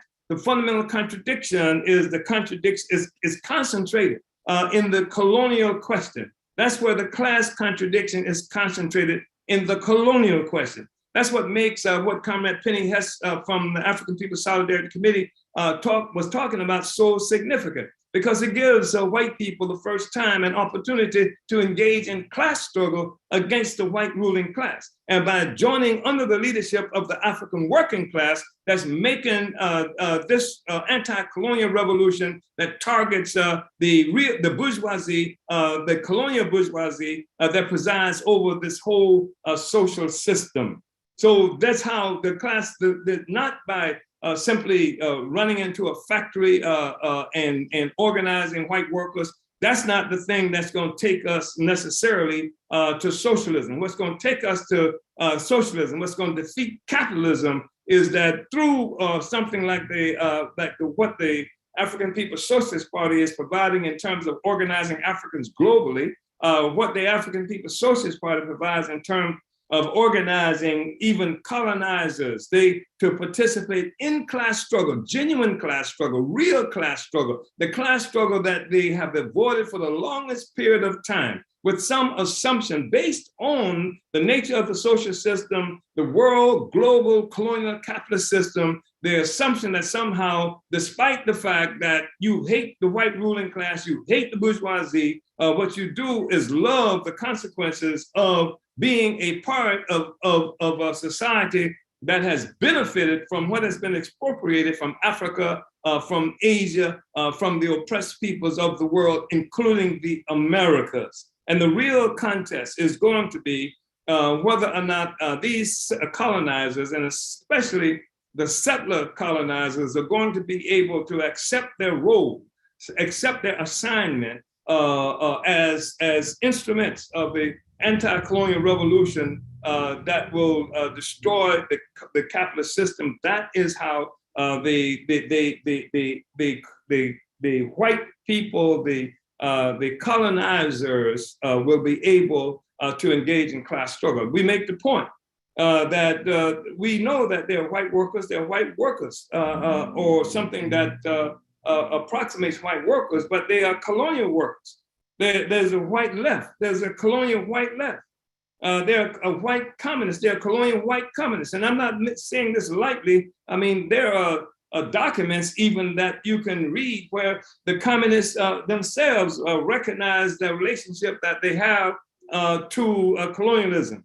A notorious conference that was held by the Third International in 1907 in Stuttgart, Germany, where the resolution passed that called for, that was opposed to the Communist International rejecting colonialism and putting forth instead that the Communist International should fight for a socialist colonialism. And so this is based on just an objective kind of assessment, objective scientific approach to the question. So we say that in terms of now completing the Black Revolution of the 60s, we've solved certain of the organizational, tactical, and strategical questions. We've been solving the fundamental contradictions of problems of the revolution. We bringing the masses of African people back into political life after grotesque and murderous assassinations and mass jailings of Black people all around the world.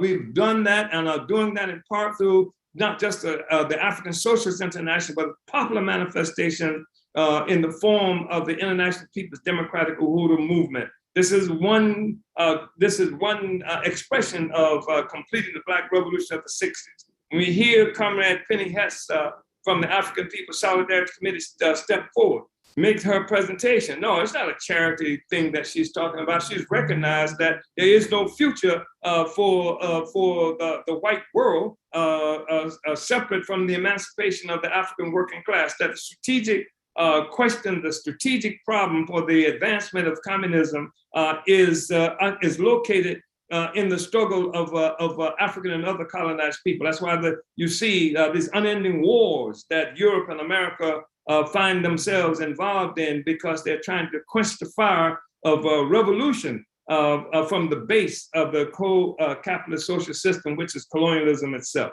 So these are some of the things that's really important, we think, to understand, and that we can fight and win, and we are winning, and that the workers and colonized peoples of the world are engaged in fierce struggle. And now what we see again is the crisis. And it's a crisis of a social system that must necessarily face crisis after crisis after crisis, because it is a social system. I'm talking about colonial capitalism that rests upon a foundation of the colonized peoples of the world, which means that the struggles of the colonized people to take back our resources, a giant parasite this colonial capitalist system on the body of humanity.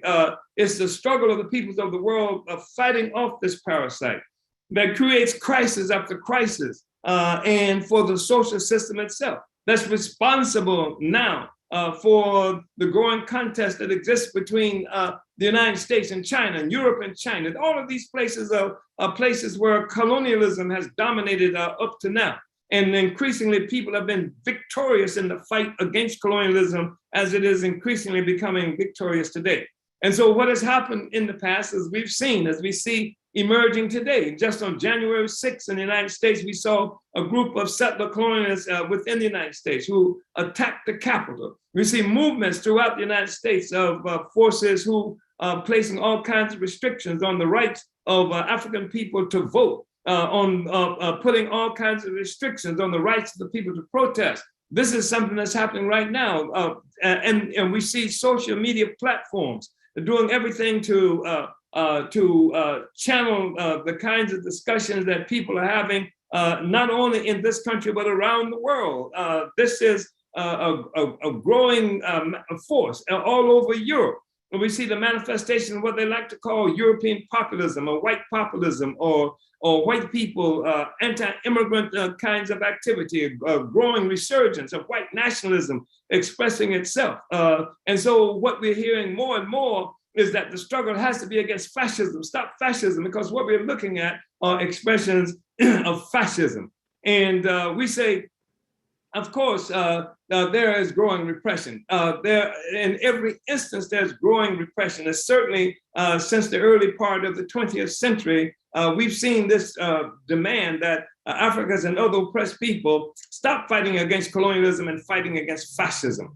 But what the hell is fascism? The fact is that, and then we hear when we criticize that, we hear friends of ours who are supposed to be African leftists or some kind of progressive Africans who will say things, like African Black people face fascism before anybody else, etc. And that's really misunderstanding the question, because that's impossible.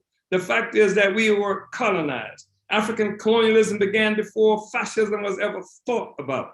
And what they talk about fascism is because it is how the dictatorship of the bourgeoisie, the dictatorship of the capitalist class is exposed, it exposes itself raw and naked for ordinary white people. They began to experience some manifestations of oppression or that is common, deeply common to colonized peoples all around the world. Except they couldn't call it colonialism. But the fact is that the system has its origin in colonialism. It has its origin in brutality. What people are describing as some kind of fascist aberration of the capitalist system, the fact is the capitalist system was born through genocide. It was born through enslaving people. It was born through crushing the rights of people to speak, to say anything, to live, to have our own language or anything like that. That's colonialism. And now when white people who colonize us come to heads against each other because of the crisis that comes about as a consequence of a troubled economy, a troubled world economy, usually troubled because of the growing resistance of the colonized in terms of taking back our resources, depriving sectors of the bourgeoisie, increasingly sectors of the general white population of resources they used to take for granted. Then we see this movement, this critical crisis-ridden movement to try even white people moving against each other, such as, again, what we saw on January 6th here in the United States and in other places. We've seen similar manifestations of this oppression of the oppressive state. And this colonial state has taken off the gloves. This colonial capitalist state has taken off the gloves. The dictatorship of the capitalists is exposing itself more and more to white people.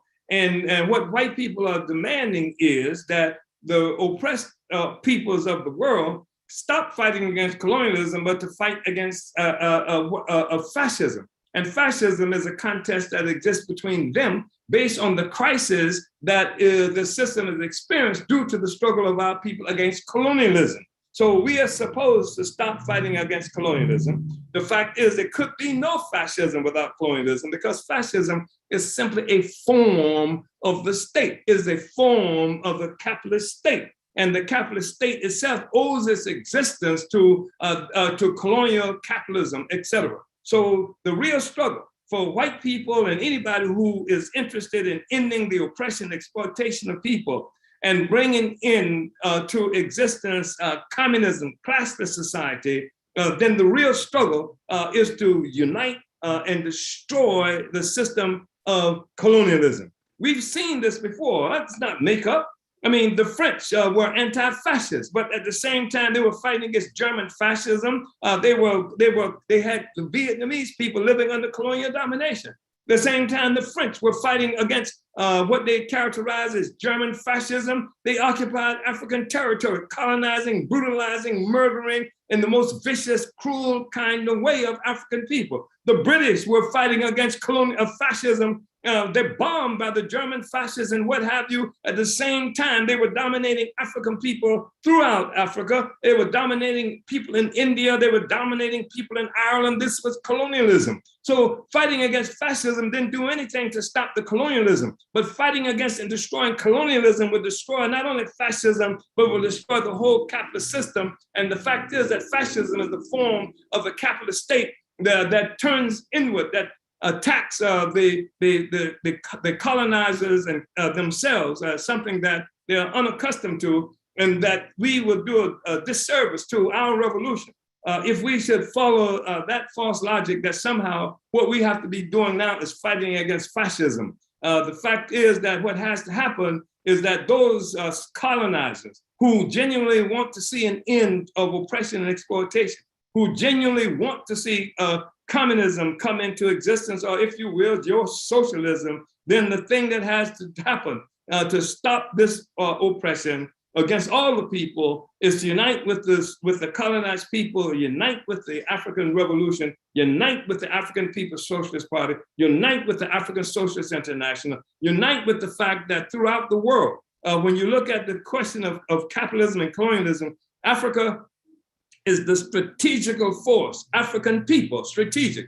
Every colonizer, every capitalist in the world now is either in Africa, sucking its blood, increasingly escalating the attack on Africa to steal the resources of Africa. They've stolen resources of Africa and dispersed us throughout the world. The entire economy of the world is in the hands of African people in some way or another. Certainly, it should be in our hands. On the continent of Africa, it's in our hands in Bolivia, it's in our hands in St. Louis, it's in our hands in Ghana and various other places around the world where much of the world's resources necessary to keep this economy that exists today alive. So genuine, this is what we mean when we say complete the Black Revolution of the 60s. And that's what the party has been doing for 40, almost 50 years, having a strategic approach, recognizing what pulled this thing together, how capitalism got born. Wasn't Jesus, wasn't Allah. It was something that was done by human beings for the benefit of a small sector of the human population at the benefit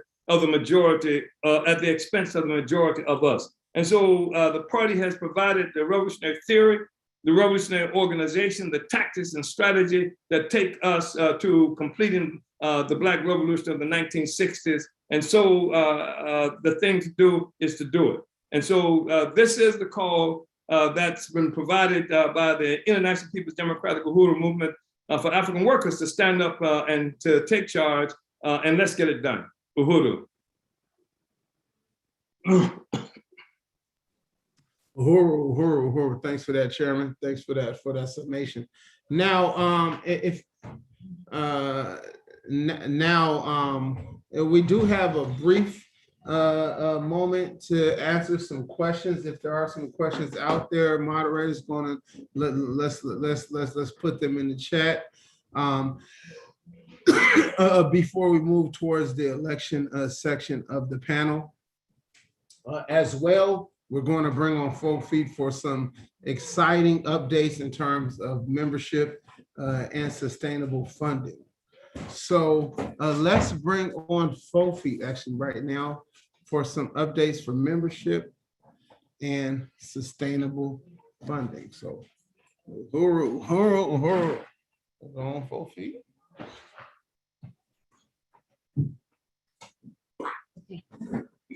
Uhuru, comrades, I am so excited. I'm gonna give you a few names and I'm gonna give you this amazing new total. All right. Okay, we got $10 from Leah Fifield, $10 from Renee Nassar, $25 for basic membership renewal from Kobina Bantushango. We got $25 from Nabinga. Is that it? Nabinga. I don't know how to pronounce his last name, but he's doing the new basic member. We've got a Marcus Garvey member from Boston named G. Mahadisi. Woo, yes. All together, I knew, and 3, Harriet Tubman Sustainer, Marie Odom, which is Comrade VP Matsamela Odom mom. Our grand total at this point is $13,602. And we still need our annual members. We need our annual members to renew your annual membership because it has ended.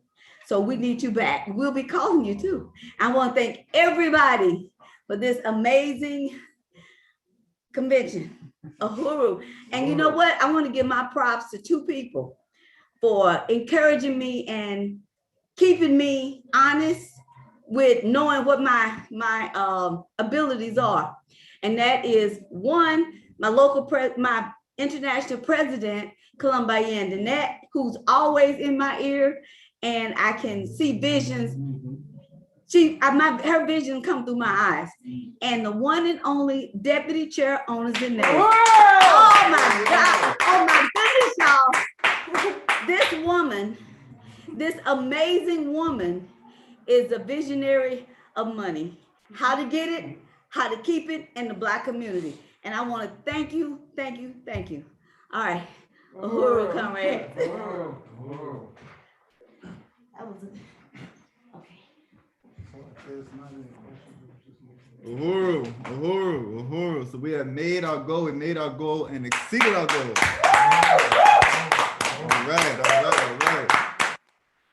Uhuru. So next up, we are going to begin our elections, highly anticipated part of the convention. Now, as has been mentioned throughout this convention, during the election portion, the leadership of InPDUM is held accountable to the membership of InPDUM, and serious decisions are going to be made regarding the leadership of InPDUM for the next year. So this is the moment we've all been waiting for. Now we're going to start with the appointment of the international president. So amidst the many duties of the international InPDUM president, the InPDUM Constitution describes the role of international president as follows, quote, "The international president of the InPDUM shall be a member of the InPDUM and a representative of the African People's Socialist Party, APSP, appointed by the national chairman of the party, subject to the advice of the InPDUM IEC, who shall serve at the will of the APSP National Central Committee, or the NCC." So at this point, I want to invite Chairman Amalia Shatella onto the screen to appoint the next international president of InPDUM, Uhuru. Uhuru, thank you so much, Africa, Dexter. And I just want to remind us again of the significance of the International People's Democratic Uhuru Movement as an instrument of the African working class, as an organization of the African working class that relies on its own efforts in terms of being able to advance the struggle of African people, of course, under the leadership of its Revolutionary Party. And that has won support and allies around the world with this anti-colonial struggle that InPDUM is waging. And that this is unique, and certainly in modern history, where the African working class has its own organization. And it relies on essentially on its own efforts. And we talk about a mass organization in this instance. Even though we talk about mass organizations in other instances, the mass organizations are always led by some class force.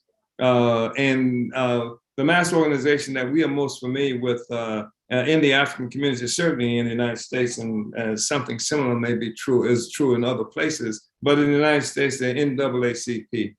And the NAACP has been here for a long time. And it was able to grow to what is characterized as some significance because the United States government, with its help, with the help of the NAACP, attacked and destroyed the working class movement of Marcus Garvey that went beyond simply trying to coexist inside the United States with building our own government, our own economy, et cetera. And that's the thing that the International People's Democratic Uhuru movement is a part of. And we have to have members all over the world, everywhere. And that's the thing that we have been fighting for, and we have to have organization. And I'm so impressed because for a long period of time, with the International People's Democratic Uhuru movement, we've had different leaders. But these leaders often were involved more in promoting themselves than promoting the development of the organization. And sometimes even when they weren't about promoting themselves, they had difficulties pulling the working class organization together and building it, institutionalizing its presence in the world. But we've heard just on today the discussions about developing the kind of branches that need to be developed. We've seen throughout this process, everybody has the maturity of the political forces that provide leadership for the International People's Democratic Uhuru movement. And it's been on a consistent trajectory in a very serious way for a long period of time. And of course, the comrade who has led that work that has really helped to resurrect InPDUM to the kind of stature that it needs to have around the world, in Europe, in Africa, and in the Caribbean, and in the United States, has been Comrade Kalambai Andanet, who exemplifies more than anybody else in our work, the African working class, but not just the African working class, but African working class women.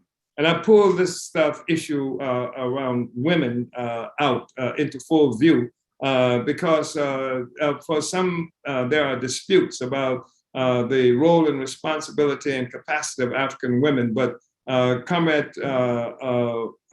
Kalambai, not just only a woman, but a working class woman. Not only a member of the working class, but also, again, a working class woman. And she's done a tremendous job up to now. And now she's moving and pushing the organization toward achieving territorial status and wherever it's located, getting office spaces, occupying territory, because there's no such thing as power in cyberspace. Power happens in the real world. On the ground. It occupies time and space. And that's the thing that Comrade Kalambai has been providing leadership for.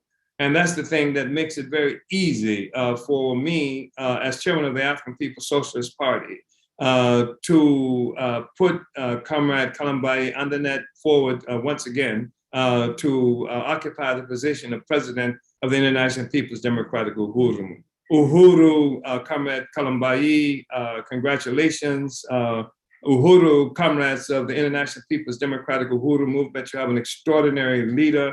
We have to give her the kind of support that she needs. And I just want to say, comrade, if there's one issue that I have, one thing I have some issue with is that the development of the budget for the International People's Democratic Uhuru movement has to include a salary, a paid salary for the president. And I know that there has been an issue of a pittance that she gets every now and then, but she has to have a salary. She has to be able to work all the time for the organization and not have to worry about how she's going to take care of herself or her children. So I just wanted to say that. And again, I want to congratulate you, Comrade Colombai, for the incredible work you've done up to now for the duration of the more time you led this organization. Uhuru. Uhuru. Uhuru. I just really want to, express my deepest appreciation to Chairman Omali Yeshitela and Deputy Chair Ona Zane Yeshitela and the whole entire Central Committee. And I don't take this post lightly at all. And, I just really want to say to the whole body that I am committed to being the leader that we need me to be, to lead InPDUM to places that we haven't been yet. The sky's the limit, and, bringing the masses into political life, to save as many African people, to understand what we have to do to attain our liberation is super critical. And as I see the world changing, it just even gives me goosebumps at what we have to do as an international organization and how important the work we do right now is, because we know imperialism is dying. But what we engaged in to make sure that the African working class is brought into power. And so InPDUM is super critical to that development, into helping African people to be able to see a future for themselves, to understand what it means to have self-determination. And that's in the practical work that we see right here in the Uhuru movement by building contending dual power. And a slogan that had became like my favorite slogan is, claim no easy victories, tell no lies. Tell no lies and claim no easy victories.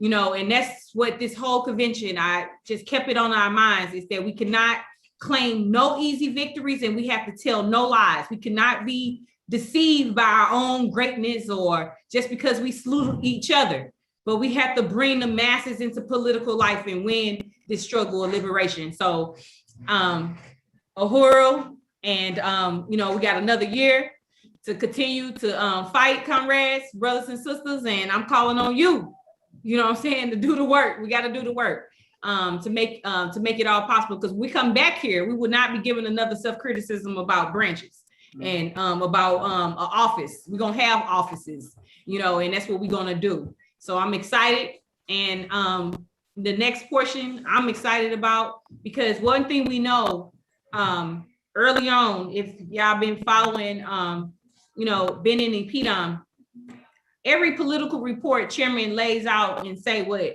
InPDUM needs to do. And these are very helpful for us because we can go back and look and see. And one of the things that was a struggle is that we wasn't utilizing our manuals. And, it was too much being dependent on the president, myself, of, recruiting.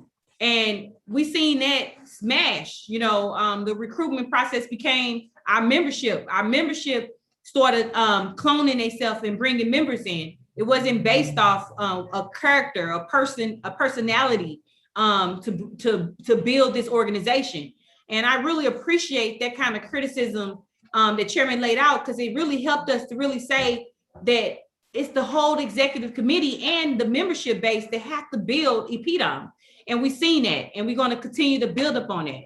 And so these men and women that I'm going to put forth my slate. So if we could start the PowerPoint, please.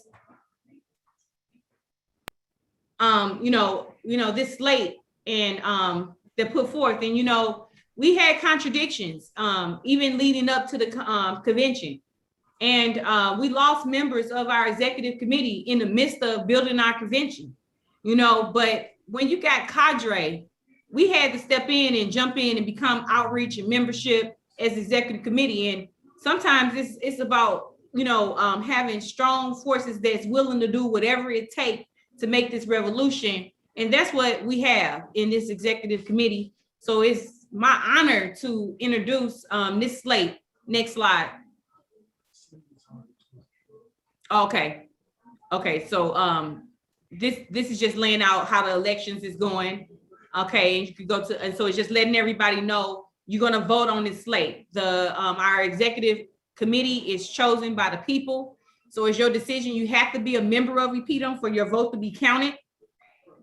We need everybody's participation. This is your democratic right to participate. This is not like the bourgeoisie that push you out of the whole election process.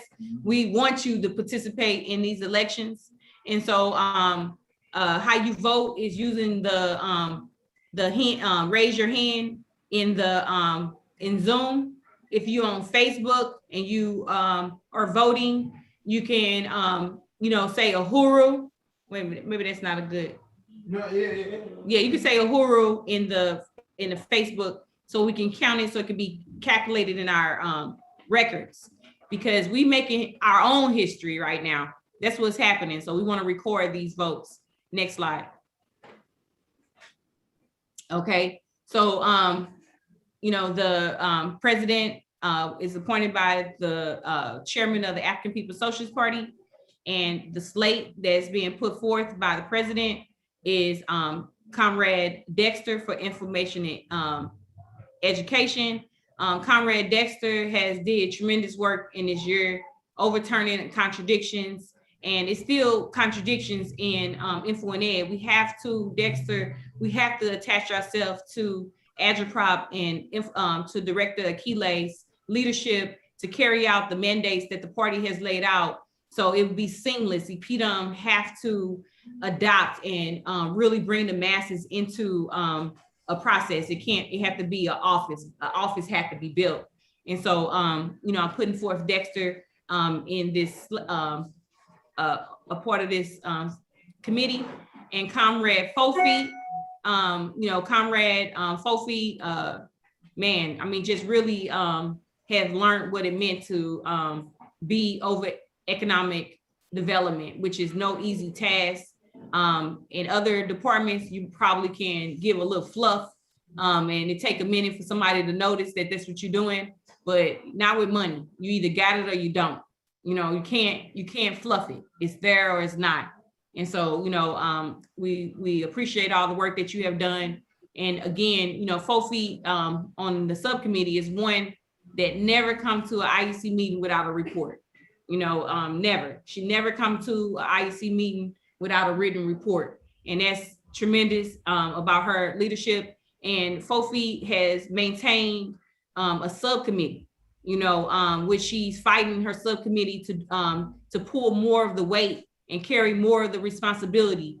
And so she's going to overturn any liberalism that is in her to clone herself for the forces under her leadership to carry out the responsibility of info and ed. But she has maintained a subcommittee, and she has came into every IEC meeting with written reports. And I really salute and appreciate Comrade Fofi for her consistent leadership. And Comrade Monsamela, y'all all have experienced this, Comrade. I really appreciate Comrade Monsamela as the vice president. And our constitution say that the vice president is an appointed position. So it's appointed by the president, and this seat has no voting rights. So the vice president lead meetings is the speaking a representative of InPDUM in the place of the president, and we had to utilize that during the elections when I ran for office here in St. Louis, and Monsamela carried out the work of InPDUM. And I thought that was super important, and he did a tremendous job, and he carried out various other tasks. For this, this slate, I'm putting Monsamela forward as the secretary of the International Office of InPDUM. Now, strategically, the secretary is the one that really holds the organization together in sending out agendas and working closely with the president. But I'm not relieving Monsamela as the vice president, so he have a dual role, but as the secretary, he'll be a voter on the executive committee, so he has one vote. So he will be a voter as the secretary and the vice president of InPDUM, because he earned that right to be the vice president in carrying out the responsibility of InPDUM, but he's not a voter because that's like the president winning 2 votes. So this is the slate that I'm asking people to vote on. We do have 2 open seats that you can nominate yourself, or someone can nominate you, and you can do that by submitting their name into the Zoom chat right now, and we will bring it to a vote by our, the voting representatives. So if everybody can go right now and into Zoom, so we can participate in voting for this slate of Dexter, Fofi, and Comrade Masamela Uhuru. Next slide.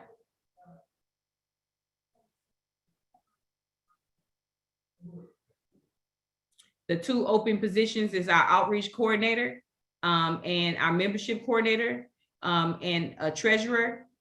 And we also went on the executive committee, and I just wanted to put this here. You know, we for the Southern region, we want a representative on the IEC. For the region reps, they will work they can be a mass force or in the party, but they will work with the region strategy under the leadership of the region rep for each area. And they will be building InPDUM in every region that we are in. And they will come to regular IEC meetings to report on the work and what territory that we are claiming in each region. And this is the Southern region, the Midwest region, the Western region, the Northern region, and Africa and Europe. So these are the open positions that you can nominate yourself for. And we asking people, you could put those names in the chat, and so we can we bring it to a vote right here.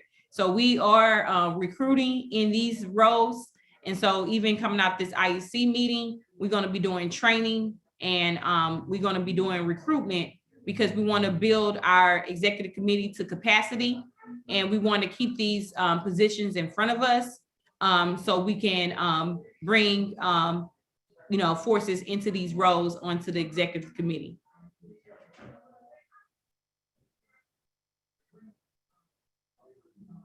Okay, and someone is going to give me a tally. I think they the voting is happening right now, and someone is going to give us a tally of Uhuru. Seeing unity with the slate. Seeing unity with the slate. Uhuru, comrades. You know, this this work that we do is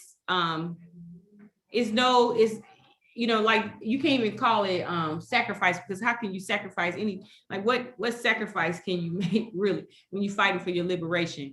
But these men and women, even when I was running for office here in St. Louis, met every week and sometimes twice a week, and carried out not only the responsibility of the InPDUM, but, you know, the People's War, and, you know, being in the party in the region strategy, carrying out the will of the party as party members as well. So I really want to salute them and say that, you know, comrades, we got our work cut out for us. And, you know, we had fun doing it. We had fun, and we brought excitement to our work and to our executive committee. We you know, Masamela brought a lot to the IEC with his style of teaching and, you know, really helping with political education, which we've seen that change our forces on the executive committee, where it turned into members. You know, each one of us had to, you know, win members. We talked about that in recruitment. And so, you know, InPDUM want to be recruiting inside of InPDUM to the party.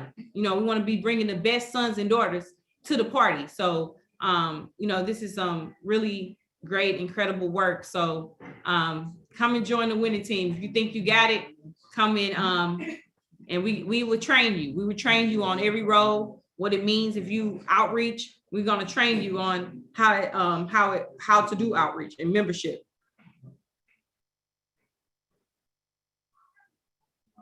Any body putting any names forward for any positions? Okay. And so I think it's safe to say that we have unity with the slate put forth by the president. So comrades, please come and join me. Uhuru. No, Uhuru. Uhuru. So you are looking at the new appointed Uhuru.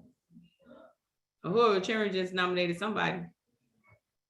Nabingi for something. Uhuru, yes, Nabingi for something. Yes, I unite. I unite. So Nabingi, we coming for you. We coming, for what? And Zach for something? Zach, we coming for you too. I'm picking all names, okay? After reparations plan. Yeah. So Nabingi, we coming for you, and Zach, we coming for you as well. We reaching out to you. If you're on here, you have been nominated. If you're watching right now, but you looking at the new appointed IEC Executive Committee of the International People Democratic Uhuru Movement, the baddest mass organization on the planet. On the planet. And these are the men and women that lead this great work. You looking at your leadership. Uhuru! Zach, we coming for you. Nabi, we coming for you as well. Zach, I think we got a place for you on this IEC. And Nabi, we heard about all the great work that you have done, and we are so happy for you to come back on this side. And we got a place for you on the executive committee. So Uhuru, comrades, and I see Chairman coming back on the screen. Uhuru, Chairman. What is that? Was that a vote? Penny Hess's hand up? Yeah, that's a vote. Okay. I Yeah, believe. Bingo. Mhm. Yeah, Bingo's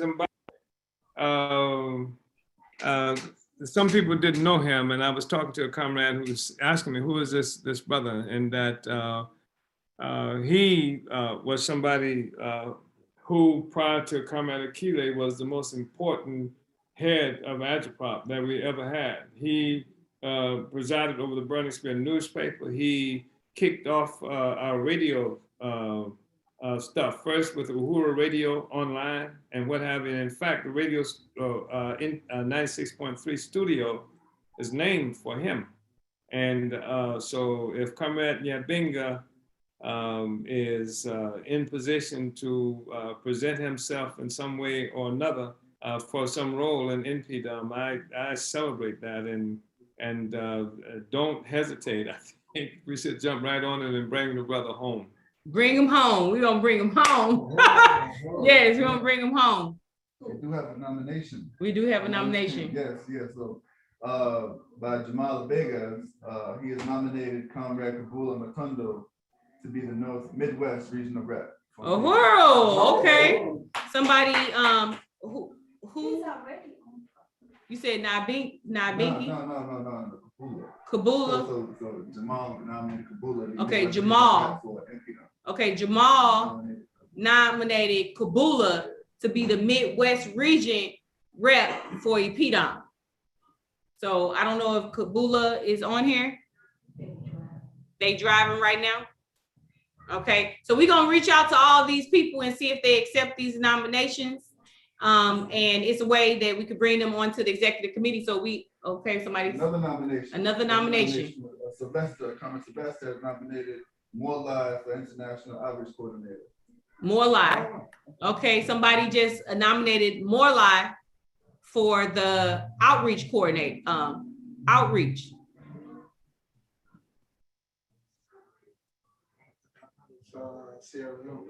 Out of Sierra Leone. Okay. Uhuru. Okay. Yes. How's that looking, More Live? So More Live, are you on here?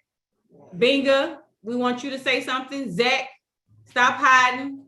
You can't hide. We charging you. Come on home and fight for the liberation. We have fun on the executive committee, okay? We charge you to get on our side. I like that. You can't hide. We charge you to come over here and for the executive committee. So we got some nominations, and Kabula, I don't know if you there for the Midwest Region Rep, and More Live for the outreach coordinator. And Oh, another nomination. Another nomination? Yeah, so President Zakele Nkonza has been nominated for African Regional Rep. Okay, so Zakele has been nominated by Sylvester for the Africa representative. Uhuru, I unite with these. Me too. I unite with these. I don't know if the if everybody see we experiencing a Zoom and usually we in person. So I need you to accept these nominations, comrades. Oh, accept. Oh, they got accepted. Mhm. Yeah. Vice President said he accept them all. I accept on their behalf. He accepting on their behalf. Uhuru, this is Binga. I'm not sure. I can't see what rest of it say. I'm not sure if I'm able to take on these roles at this time with my current work as political editor for the Spear. However, Okay. I'm down to participate in the work. Uhuru, Binga. Uhuru. Well, you home and we want you to continue doing that burning spirit. And you will get a call from the executive committee because my brain is going. My brain is going, and all of our work is seamless. And I want us to be able to see that. And I had to learn that. I really did. I really learned how to do the work on the grounds in St. Louis and do the international work and see how they complement each other. You know what I'm saying? And it's not like a new job, you know what I'm saying? But it goes together. So yeah, I got some ideas and how what you're doing already can help develop the local, develop the international scope of work for the Burning Spirit as well. Uhuru. Kabula said yes. Oh, Kabula United. Kabula United, Uhuru. So we got Kabula, West Region, Southern Region, Western Region, Northern Region. Y'all reps, y'all want to make sure that you have a representative.